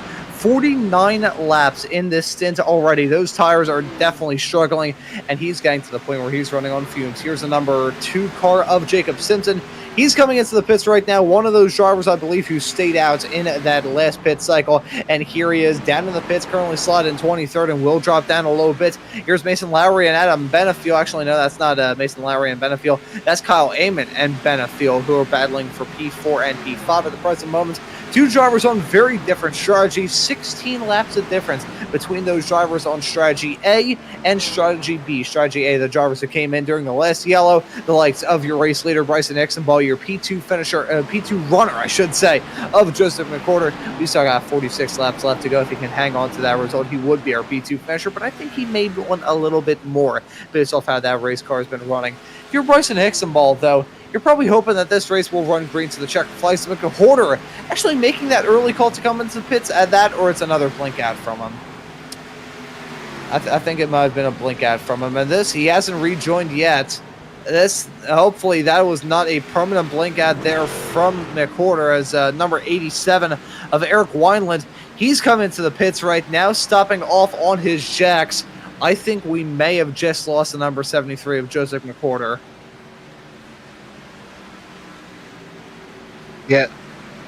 Yeah, this pit window's open. Oop. Two cars missed pit road there. The 71. I did not see the other one. And we got a yellow. A yellow out on the track midway through the pit cycle. Rise the 83 and the 64 and the 47. Lots of drivers got called out by all of that. This is Michael Deach. I think he was one of the drivers who may have just brought this yellow out. And we're going to load up a replay in the not too far off future to maybe figure out exactly what the deal is here with these racers. This is how the scene was set, heading their way off through turns number 1 and 2 right here. Looking smooth, maybe a little bit slow, running mid-track. And, a wall scrape, a wall tap. Well, that was a bizarre moment down the backstretch off into 3 and 4. Oh! Unfortunate for the two there, and I forget who, I can't really see who that was on the inside, but unfortunate for those two cars who also got collected in that. Yeah, that looked like two guys just got crossed up going for real estate there. I think there was a cross down attempting to happen there. Let's see it here before I talk too much. Trying to get a last little bit of draft, and that just went completely wrong, misjudged. It was on from there. And we saw earlier on in this season at some of the plate races how these Xfinity cars can be so darty when it comes to bump drafting. Even here at an intermediate, that can certainly ring true, as that is definitely the reason why that incident happened there. So we got to take a look at this from Jacob Simpson's perspective. We had followed him and his trip through pit lane a matter of probably about like a minute and a half before this, maybe even fewer moments of time before then, as he had a front row seat of all this drama. You could see they blow apart a little bit farther up the road. He goes to the outside there. Now he tried to go for the inside, was tracking mid-track, and then the 88 there, just nothing he could have done. So Simpson having to take the moral high ground and just put himself in the walls. We have had pit stops, and there we go. That's the 3 going to exit out with the race lead. He had to have taken 2 tires. That's the 63 and the 73 running right behind. But that's the 3 car going to be leading them out. Actually, I believe they may have been a lap car there. My apologies. Yeah, not 100% sure what on the 3 there, but got to point out here, Adam Benefiel sure got caught out by where that yellow landed. Looks like he might have to take a wave around here, because that's the risk you take when you're on the front side of pitting here. If you catch a yellow in the middle of the pit cycle, you get caught a lap down, which everybody on track pitted, so he'll take the wave, but really big hit to his day. A small moment like that can make a big difference for these competitors. So for Bryson Exenball, he'll hold on to the race lead and hopefully get the running grid loaded up here in a few moments time, and give you a brief update on the Dash for Cash situation. That is still a factor in this race. $100 up for grabs for whoever can win out of those Dash for Cash competitors. Not even win this race. You can win that Dash for Cash prize by finishing 4th, finishing 5th and finishing 11th. Those are the finishing results from the drivers who have won thus far. Hunter Truel, who will be a little bit farther up towards the front, will be restarting this race on the 3rd row, I believe. He won the first 2 Dash for Cash races at Talladega and Texas, not involved in it here tonight. Bryson Hixenball is, though, he's been the dominant force up to this point in this race. Mark Padgett and Cody Goza slot in 3rd and 5th. Those two are also involved in that Dash for Cash discussion, and you have to go a little bit farther back to find the 47 of Jim Shoefield, who is your last Dash for Cash driver. I believe Jim Shoefield has been Dash for Cash throughout all of the races up to this point over the past couple of weeks. So, and he was also your winner last time out at Charlotte. So, hey, if it works, it works. $100 paycheck is $100 paycheck, and I'm sure he will not turn that down one bit. Probably not going to get one here this evening, as he is a little bit farther back. But nonetheless, this will be not the first restart we've had in this race, but not the last of many. It's been a clean race up to this point. These drivers going to look to have a clean final 40 as we're waiting for that green flag to come back out under the lights, and it is down. The drivers are on their way. That's a green car. The number 63 of Bryson Hixenball leading them off down to turn number 1. It's Mark Patchett maybe trying to make something work on the inside of Joseph McCord. Not close enough. Yep, another good jump for Bryson here. He certainly had his practice at time in the restart box. That he certainly did, goosing the throttle right at the perfect time, heading off through that restart zone, and that'll work out well for him. They head their way out of turn at number 3 and 4, fanning out, maybe going 3 wide, a little bit farther in the back. Cody Goza, though, looking to have a good run here today. Goza has been solidly in contention all throughout this race. He hasn't been flashy, he hasn't been flamboyant. He's just been quietly lurking there in the distance, and at one point he will probably be there to pound. So will we see that happen from Goza? Only time will tell. 39 coming to 38 laps left in this race for Bryson Hixenball, and he holds on to a comfortable lead in front of Joseph McCorder. These drivers all throughout the field, they are scraping the wall. I'm pretty sure the wall has more tire marks in certain parts of this racetrack, dude. Boy, we've got, like you were hitting on there, we've got some names that have worked their way to the front via varying strategies, varying events on the racetrack. This is the best track position we've seen Mark Padgett have all day in every run I've been watching. He's one of the fastest towards the end. Had an incident for Eric Wineland in the 87 car. This race remains green as these drivers continue to knock down that wall coming out of turn at number 4. Let's load this up to figure out what happened to the driver of the number 87, the drafty car. Having a moment. It looked like he was side by side with himself and Matthew Boston Wheeler down into 3 and 4. Gets to the back of the number 64, Charles Velasquez Jr. Maybe tries to go for an overtake there. No, the 88 bounces off the wall and spears into the 87, with the 06 having a synchronized spin there as well. That could have so easily brought out a yellow, but it didn't.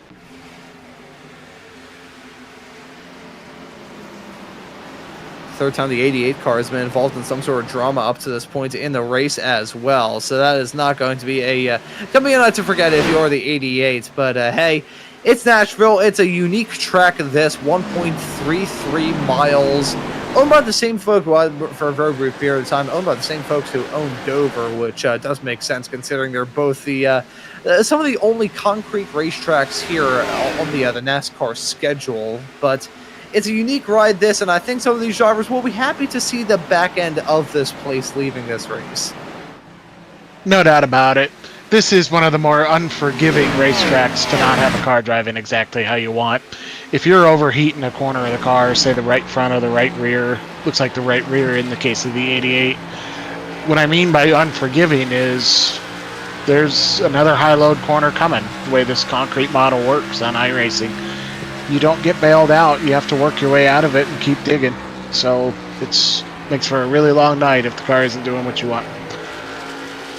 And you know, some observers usually look at whether it be real-life races or races in this sim, and they say, oh, it's concrete. It's no big difference. It's just basically asphalt but lighter.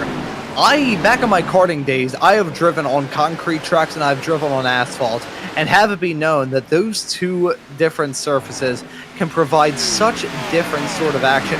I was always so used to asphalt tracks. I ran in karts here on the east coast of the U.S., primarily in the Philadelphia and Pennsylvania regions, so that was my experience running on asphalt. I used to run autocross events with the Sports Car Club of America, and if anyone's ever been out to the SCCA national finals, the solo national finals out in Lincoln, Nebraska, it's on a giant airport out there in Lincoln, and it's all concrete out there. So going from my experience, my wheelhouse on asphalt, and switching to concrete, it may not seem like much, and may not seem like much for our cars, but that's such a huge difference. And in this sim, these drivers can definitely feel that the track rubber's in a certain way. The light is absorbed a different way. On an asphalt track, on a sunny day, that asphalt's going to be cooking. On the lighter asphalt, though, not going to absorb that light. It's not going to get hot. You also won't be able to see the lines as well as you will be able to see on a track that is just flat out concrete. This track's getting a little bit cold, though. You can see 87 degrees Fahrenheit, which is nowhere near the conditions that we had at the start of this race. So it's still within that comfortable window, I gotta say, at least from my perspective. Yeah, it's still a touch warmer than maybe these cars were built for in the be open side of things, but well within the range of adaptation for all these drivers out there tonight. With that said, though, it just if your car isn't doing what you want it to do, you're really not going to bring it back with any degree of track temp change, just the way this surface interacts with the tire, if that makes any degree of sense. You're going to have the similar characteristics regardless of temp. No, dude, in terms of stuff that I'm not even sure makes sense, it's usually the stuff that comes out of my mouth that I'm not even sure makes sense. I start going off on a spiel about racing action or racing history, then I start speaking in tongues. So if any comment should be made about something not making sense, it should definitely be aimed my way here in the broadcast booth. We got 30 laps left to go. Now 29 is Hicksonball going to complete his 112th lap in the race lead. That is a massive margin compared to everybody else. He is going to be leading the most amount of laps out of this race for sure, leading over half of them. The closest driver in terms of laps led is Joseph McWhorter, slotted in P2. He's led 30 compared to Hicksonball at nearly 4 times as much. That number 63 car has been on rails. It has, but in this run that we're in right now, he's not the fastest on track over the last 10 at least. That 0-2 of Mark Padgett has had more track position than he's had all night. Done his best, apart from one incident, to be methodical and work his way through this tonight, and he's got the toughest pass in the world in front of him with that 73 car, but Mark Padgett's making good lap time here. Yeah, it looks like Padgett's been on some pretty good performances here at the present moment. That 0-2 car is quick. Hey, if Bryson Hicksonball wasn't that Dash for Cash or in that Dash for Cash discussion, this would be a very good drive from Padgett in the 0-2. And even if he isn't able to get the Dash for Cash, it'll still be a very good performance from him in that 0-2 car. We talked about this a little bit earlier on in the broadcast, but didn't mention the fact that Mark Padgett entering this race was the first car outside of the playoffs, slot in P13, 25 back of Tanner Marty, the final car in coming into this race. So Mark Padgett, you can hang on to this. This will be a very good performance from him. Just needs to keep that car on the racetrack. If he gets a P3 out of this, though, he is going to be smelling like a bed of roses. There's no question or shadow of a doubt about it. Absolutely, no doubt. He got away so lucky from that incident sliding down the track where Lucas went spinning as well. He's done a nice job tonight. Right now, he's getting ready to go to work on this 73 car, though, and that's going to allow the 63 to pick his pace up and drive further away. So, going to be interesting here. It will be a very interesting final 25 laps of this race. Will anyone be able to challenge Bryson Hicksonball? How will he cope if we have a late race yellow? We've seen that number 73 car of Joseph McWhorter. Connection issues notwithstanding, that car's been quick in the clean air, and he's been quick on the short runs. If we get to a point in this race where we have a 10-lap less, even at this point, if we had a yellow come out, we'd probably get the race restarted with about 20 laps left to go. And if we did, I think Joseph McWhorter would probably have Bryson Hicksonball's number. The 73 car has been quick on those short runs. The 63 has been able to stretch his legs once we get these races firmly into a groove. So for Bryson Hicksonball, he wants to have that starter, have that green flag in his hand until he reaches for that white for two very good reasons. One, he's got a gap, and two, he's got a race car that can make it to the end and will be quick to the end as well. No doubt about it. A short run would throw this race completely on its head at this point, especially with the varying speeds we've seen. Definitely a 4-tire stop for everybody if we get that yellow, but what are you going to do to your car to make it even better for the short run? Does the 63 maybe have something up his sleeve that we don't know about? That goes up and down this field, right? So that would it would create quite the scurry up and down pit road. Right now, the 02 is really working on the 73 right now. As you can see him side by side heading down into turn number 1, the 02 of Paget, looking to make something work on the 73 of McWhorter. They are so close to one another. It looked like there would be a bit of overlap, and there was briefly, but Hicksonball still holding on to the race lead. McWhorter still able to hold on to P2 as the 02 of Paget. Not going to fight this too much, because if he does, this 2-car battle will really turn into 4, as Hunter Truex and Cody Goza running in 4th and 5th. They're within striking distance as well, so there's another blink at there from the 73 of McWhorter. This is when we're going to start to see that go on a bit more often. Now, last time, we thought that he completely disappeared, and he did for about a minute. But with the way that iRacing works in this season here of iRacing, they changed it. Heading into Season 2 of 2025 here in the sim, if you have consistent connection issues, they're probably just going to end up yoinking you off of the racetrack and put you in a test session. So if that happens, McWhorter will be done and Paget will be on track for a runners-up spot. I don't envy Jason S. Taylor at the end of this race right now, who's our live race control tonight. It's approaching it's settled out for the moment, but it's approaching the limit where race control would want to make a call. Here he goes again. And nobody wants to make that call at the end of a race. It's an impossible situation. And in the same breath, it's unfair to the 02 trying to race him in close quarters to be able to put a move on a car you don't even know where it is. So it's no fun for anyone involved here. It's just basically waiting to see who pounces first. Is the real question that we've got going on right now. Is McWhorter going to maybe try and put on a good defensive move? Or are we going to see the 02 of Paget try and get a move done? Let's wait and see. We've still got 19, coming to 18 laps left to go in this race. Bryson Exenball, though, on track for a victory. And I'm curious how we maybe go to your race leader of Bryson Exenball. And actually, yeah, we'll do this for a little bit as McWhorter blinking wildly in and out of existence as Paget looking to get a move done on him. There's Hicksonball looking to pull away as those drivers battle tooth and nail right behind. Perfect time for me to say that we should jump up to the race lead right as those drivers decide to go side by side. Beautiful timing for me. That's a very good reason why I'm usually running my math and how he works all the cameras behind the scenes. McWhorter and Paget, they're battling tooth and nail. And in all this, we're going to see Hunter Truex and Cody Goza catch these drivers up. Yeah, this is really hurting the 02, and it's going to start hurting everybody behind him as well. We're racing wheel to wheel with a car disappearing just does not work here.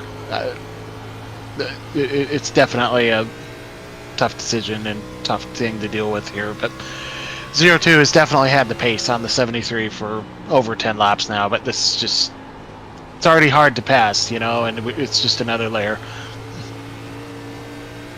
Rubbing salt into the wounds, so to speak, I think would probably be the best way to describe this. So let's see. They will be able to get the move done. They're still side by side between McWhorter and Paget, heading their way off down into turn number 1 and 2. Paget definitely has a pace advantage over that 63, which has not been over the 73, I should say, which has just not had the pace to contend with in the long run. But in all of that, Bryson Exenball continuing to pull that lead, and Truex has definitely reeled these racers in. He's going to get that draft benefit coming out of turn number 1, coming out of turn number 4, down into turn number 1 here, and that will drag him and Cody Goza into this battle. They single file out finally with Mark Paget jumping up to second. And now we just got to see on the 02 how hot did he have to get those tires to get that pass done. That's the disadvantage of the track position battle here, but we're going to have to watch a few of these lap times and see if he's going to be able to start reeling the 63 in or not. Definitely doesn't have a lot of time. It's got to happen quick. Yeah, really not a lot of time left at all for these racers. In the grand scheme of things, 14 laps left to go in a 188-lap long race. It'll feel like a sprint to the end, and that's because it will be a sprint to the end. McWhorter blinking in and out yet again. This is something that will now affect this battle with Truex and Goza. So we're going to end up seeing these racers end up getting involved in this battle here soon, as Mark Paget has been able to pull away slowly but surely from Hixenball. Will we end up seeing him get involved in that battle to maybe dice it for the race win here? Well, he's catching him over a tenth a lap, and we've got 12 laps to go. So at the current closing rate, he's going to get there as we take the white. So we'll see what happens here. Bryson's also having to negotiate some traffic. Fortunately, the one thing to talk about is catching up is one thing, passing is another, and will Mark Paget be able to hold on to that same amount of speed? Just keep closing a tenth, lap after lap after lap after lap. I've said this a lot in shows. I've given this analogy before, and I'll give it yet again. When you're trimming your nails, you have to take out with a nail file. You don't go about it with a chainsaw, because that's when things go wrong. So for Paget, looking to be methodical with this. Now 1.1 seconds is a gap with himself and Hixenball. He'll have to make some big swings at this. But who knows? We haven't really seen a race run as long as this one that we've got going on right now, Ralph. So we are thinking about, okay, how will this work? Will Hixenball have that true long-run car? Or is Mark Paget in the O2, has he been hiding something all throughout this race that we haven't seen until now? I think he's had it in his pocket all night. He's just had nowhere really to go with it. We're 3 wide. Bryson is working through lap traffic right now. That certainly isn't helping either. So this might come down to the last couple laps here at this rate. It may very well. Oh, they absolutely are. It may very well come down to a end of the race battle. Once Mark Paget can punch into the draft of Hixenball, we're going to see that gap just, it's going to sink down very, very fast. 0.8 of a second is the difference between those two. Dips down now to 3/4 for a brief moment there.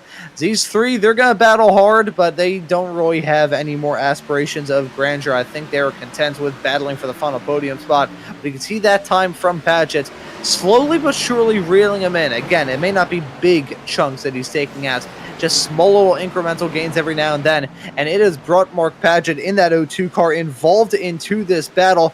Mark Paget, up to this point in the season, has yet to grab a victory, but if he's going to do it, it may end up being now. This is the time to get it done. Boy, Bryson Hixenball just now finally has worked his way around the 87 of Eric Wineland.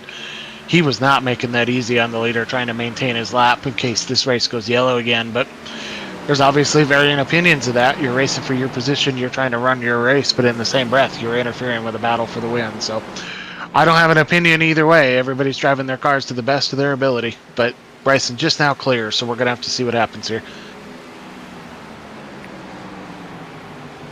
Yeah, it took him a while to get that move done, but once he did, he has been... He's definitely had a bit of pressure taken off of him. A small weight lifted from his shoulders. May not be a lot, but hey, those small little psychological gains can help you out. And look at that. For the first time in a little while, Mark Paget actually losing out on some time to the 63 of Hixenball, as yet again blinking and out of existence is a number 73 of McWhorter. Truel still right behind within striking distance. If there is a permanent blink from McWhorter, Truel would be the one to pick up that spot, as I think it may have cooled off with the 73, and it looks like that gap is ballooning out yet again with Hixenball. And as I said, that McWhorter having another bad blink. It's growing between Hixenball and Paget. I think this is coming up the way of Bryson Hixenball. Oh, I would agree. Paget had to work through Eric Wineland the same way Bryson did as he fell backwards. That was the initial loss of speed, and that may be enough to seal this. Yeah, that may be the small bit of assistance. That may be the small bit of comfort that Bryson Hixenball has at the end of this race, as that gap is going to balloon out nearly to a second. I think if he can build it out, the only thing that will decide this race against Hixenball will end up being a late yellow. If we do get that, we'll have to go into green-white checker territory, and then that's going to be brutal for Hixenball. We've seen some drivers, unfortunately, have their races fall apart as a result of something like that. We were talking about that before we got this broadcast up and rolling, how crushing it is to see some drivers, actually that may have been on the air, shows you how long we've been doing this broadcast for, very crushing to have something like that happen. So hoping that doesn't happen as Cody Goza getting a move done on Hunter Truex to jump his way up into 4th, and Hixenball on track for not only a victory, but a Dash for Cash win as well. Mark Paget didn't get that move done. He'd be $100 richer, and he'd be able to punch his way into the playoffs as well. So doesn't look like it'll come out his way, though. As you can see, that 71 with a big wall tap coming out of turn number 2. That's going to allow that 96 of Goza to jump up a spot. Yeah, 3 of the 4 Dash for Cash drivers ended up in the top 5. It sounds like that's the first time this has properly happened in this Dash for Cash segment. That it is. We have seen these Dash for Cash drivers struggle a little bit. Up to this point, the highest finishing Dash for Cash racer we had was the number 71 of Hunter Truex, who finished P4 it was Texas, I believe, if my memory serves me correctly. Finished P5 was Jim Shoefield last time out at Charlotte, on track for that Dash for Cash win. And Bryson Hixenball looking to crush both of that as well. Now 3 laps left to go here at Nashville Super Speedway for Hixenball. That gap has gone back down yet again between himself and Paget. About 9/10 of a second between those two. 2 to go here, though, for Hixenball as he heads his way down the back straightaway. Basically a lap and a half left of racing action for him, and he can hold on to it. Doesn't have to worry about traffic, just needs to hit his marks clean and make it smooth through to the checkered flag. You can see that car, he's having to wheel it, though. This is not a comfortable cruise from Hixenball, but he doesn't have to force the issue too much as the white flag is in the air. 1 more lap of racing action left here at Nashville, and for Bryson Hixenball, it is a 7/10 of a second gap to himself and Mark Paget, heading their way through 1 and 2 down the back stretch. Hixenball, he's won 4 times up to this point in the season, but the last time he grabbed the win was all the way back at the start of April at Bristol. And even then, that was a little bit controversial after a penalty right towards the end of that race. Hixenball, though, he's gotten 4 wins up to this point, and now we can make it 5. Bryson Hixenball wins the race here at Nashville. Mark Paget will finish in P2 as the rest of the cars cross the line. It is celebrations for Hixenball, his 5th win in 14 races, and a storming drive at Nashville tonight. It was just a well-managed race all the way around from the 63 car. Had the right strategy at the right times and the speed when he needed it. Managed that last run to perfection, even having to work through the lap traffic. So, well done indeed. And a very quick race at the end of it all, must be said. Less than 2 hours between start to finish here. It was a clean and smooth night of racing action here at Nashville Super Speedway. At the end of it all, it is going to be win number 5 on the season, and $100 for the Dash for Cash win for our race winner of Bryson Hixenball. And as we see that number 63 car, got to maybe wait to burn down before one more car overtakes him. Be careful here. Don't make a mistake now. Oh, there we go. Okay. I thought we were going to see him crash after the checkered flag. I saw enough T-bones in that broadcast on Maconi a little bit earlier on with the Fast Fridays at Indy. Don't want to see that here with the Friday Night Lights. What I do want to see is Bryson Hixenball burning this puppy down at the end of it all. A brilliant performance from him, leading the most amount of laps, starting this race from the pole, and he grabs a Dash for Cash win at the end of it all as well. Bryson Hixenball, your race winner here at Nashville for race number 14 of the Friday Night Lights Xfinity Series. We are going to take a very brief commercial break, and we'll be back with some results, some interviews, and to give you a nice little preview for the next race of the season.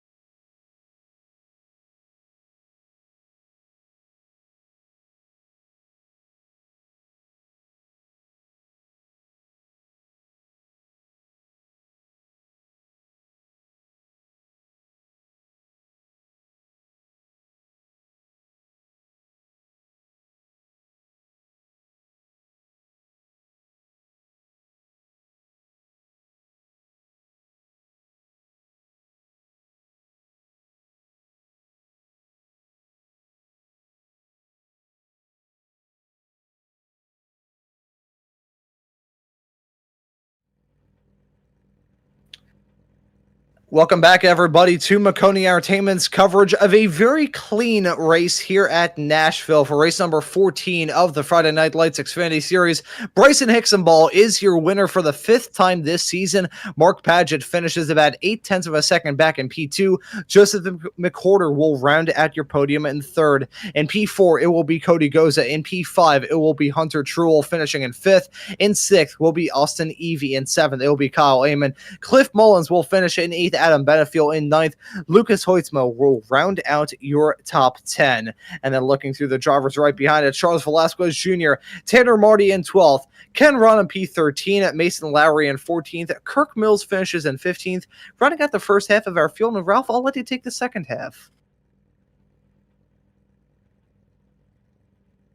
Yep. Coming home 21st. Sorry. 53 is Steve Benjamin, brings it home at 16th. 17th is Tim Phillips. 18th, we got the 07 of Daniel Llewellyn. 19th is the 35 of Brian Wortman. And then in 20th is the 68 of Noah Woods. Bringing it home in 21st is the 87 of Eric Wineland. 22nd is the 88 of Michael Deach. Hope I got that right, sir. Sorry. 23rd, we got the 47 of Jim Shoefield. 24th, the 06 of Matthew Boston Wheeler. 25th, we got the 3-car of Michael Pratchett. 26th is the 39 of Rory Collins. Down at 27th, we got the 24 of Jeremy Clapper Newell. 28th is the 2-car of Jacob Simpson. 29th is the 13 of Cody Bird. And then 30th is the 18 of Joe Rollins. And that just about rounds out your results here at Nashville tonight. We do have some drivers looking to have a chat with us, and I will get things up and rolling by having a chat with our P3 finisher at the end of this race. It's Joseph McWhorter in the number 73 car now joining us here in the commentary booth. Joseph, welcome in and congratulations on the podium here tonight at Nashville. Happy to talk us through that race from your perspective. Yeah, it was a really good race. We had the Outlier boys built yet another really fast race car. I don't know. I don't know what I need to do different to try and beat Bryson and Adam. I had such good tire wear. I had everything nice and wasn't abusing anything. It just seemed like it didn't really matter. Like he was just faster all night. So, I don't, it's frustrating. We're this far into the season. We've had really fast equipment, and we just come up short. It seems like every week. So, but yeah, it was a really fun race. The track raced really well. You can get side by side. You can use 2 lanes. I thought it was a really good, just strong race. We had great racing at the front, multiple lead battles. We had battles all the way through the top 10. It was just honestly a really fun race.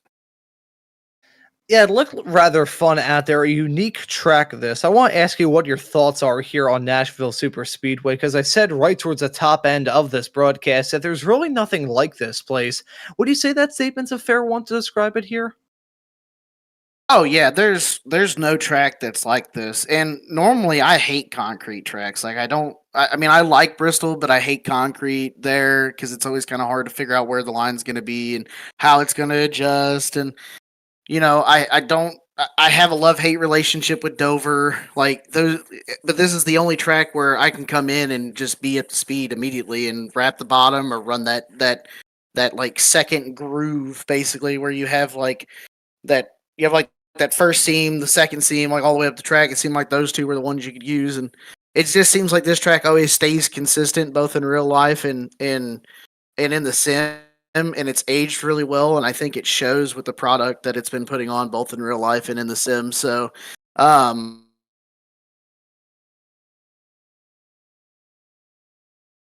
Well, you mentioned talking about the age of this track and being good at managing the tires. I think that may play into your hands for the next race of this season at Auto Club in 1 week's time, a track that never got a repave in the entire time that 2-mile oval was in existence. So what are your thoughts heading into the next race of this championship in about 2 weeks' time?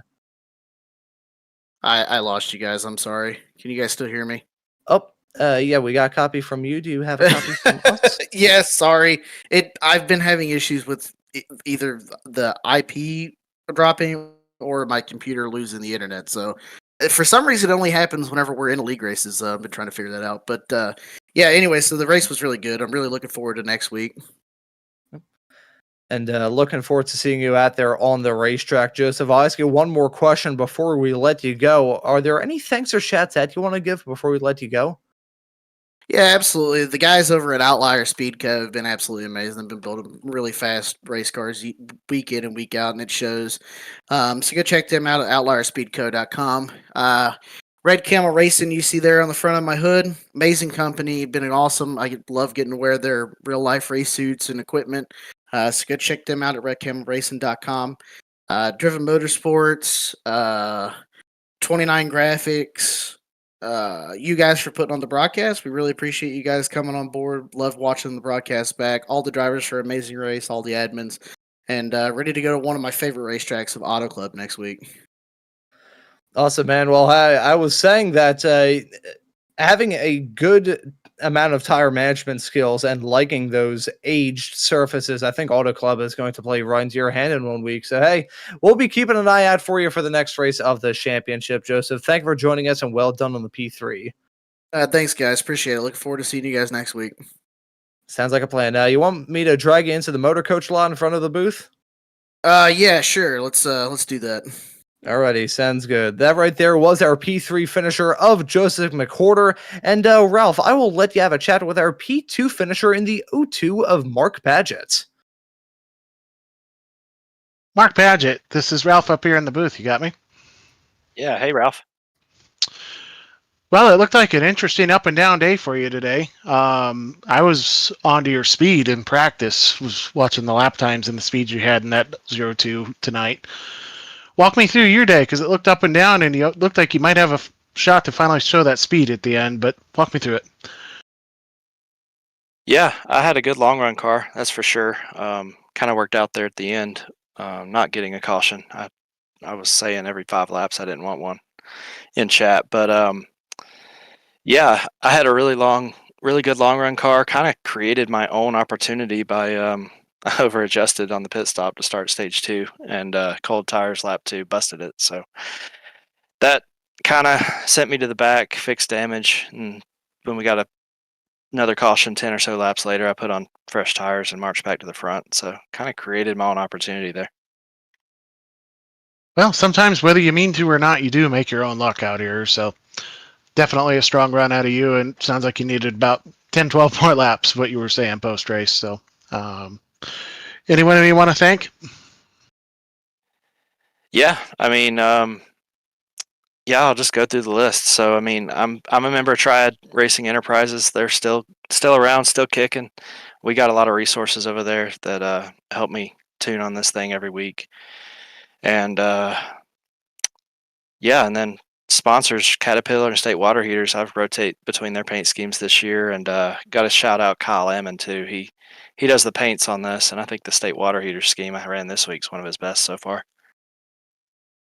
Yeah, a good-looking car and a very fast car at that. Thank you very much, Mark. Absolutely. Good job, guys. Thanks. And that right there is Mark Padgett in the O2, your P2 finisher at the end of this race. And I've been able to drag in Bryson Hicksonball, our race winner here at Nashville tonight, his 5th win of the season as well. Bryson, welcome into the booth and congratulations. Also, congratulations on being $100 richer winning the Dash for Cash here. Happy to talk us through this race at Nashville. Yeah, it was felt like I had a really great car here tonight. Had a lot of speed all race, and luckily I made the right strategy call to come out and win it in stage 3. I was really worried that I was going to make the wrong one there because it was really split. Half the field went with me, half the field stayed with Adam, but it worked out. Yeah, it worked out very, very well for you. That car looked to be on rails all throughout this race. So I'm going to ask this question. Was there any points where the car started to feel a little bit out of your comfort zone, or did it just feel locked down all throughout? I was actually really loose in stage 1. I was all over the place. I couldn't believe that I didn't get passed by Charles, but he was probably dealing with the same thing. I just would not stick to the track through corner exits, and I was bobbling all over the place. But luckily, it held on for me to keep the lead there, and then I made some adjustments that made it work a lot better for the rest of the race, and it really came to life on that last run. That last run to the finish, about 40 laps, it just flew much better than it did previously with some adjustments we put into it, and was able to take off from Joseph, so I didn't really need to worry about him passing me and then trying to pass him back like I struggled with in stage 2. Yeah, that car looked to be very, very solid all throughout this race. Going to be running at a much different racetrack, though, in the form of Auto Club in 1 week's time. I was mentioning I believe it's 2 weeks' time, but I mentioned in the interview with Joseph McCordy, our P3 finisher, how this track and Auto Club have some odd similarities. Some somewhat aged asphalt can be a bit hard on the tires and a bit temperature sensitive. So Auto Club, that's going to be a rather odd race in its own regard too. Yeah, it'll be interesting. Hopefully it'll be hot and we can slip and slide around a little bit and use more lanes than we were able to tonight. But it should be a great race in these cars, and excited to go to Auto Club since we didn't have Mexico City. Maybe it's just me being a road course guy, but I'd love to see iRacing out in Mexico City. That was a good track. I remember lapping that religiously back on the old F1 games when I was still running on my Xbox, but that's neither here nor there. But Bryson, thank you for joining us here in the commentary booth. And before we let you go and celebrate this 5th win of the season, is there anybody you will give a thanks to or shout out? Yeah, I got to give a shout out to Team Conti Sam Performance again. I shout them out every week, but every week they just give amazing setups that I can compete for the win with, and we got the win tonight. So thank you for those every week.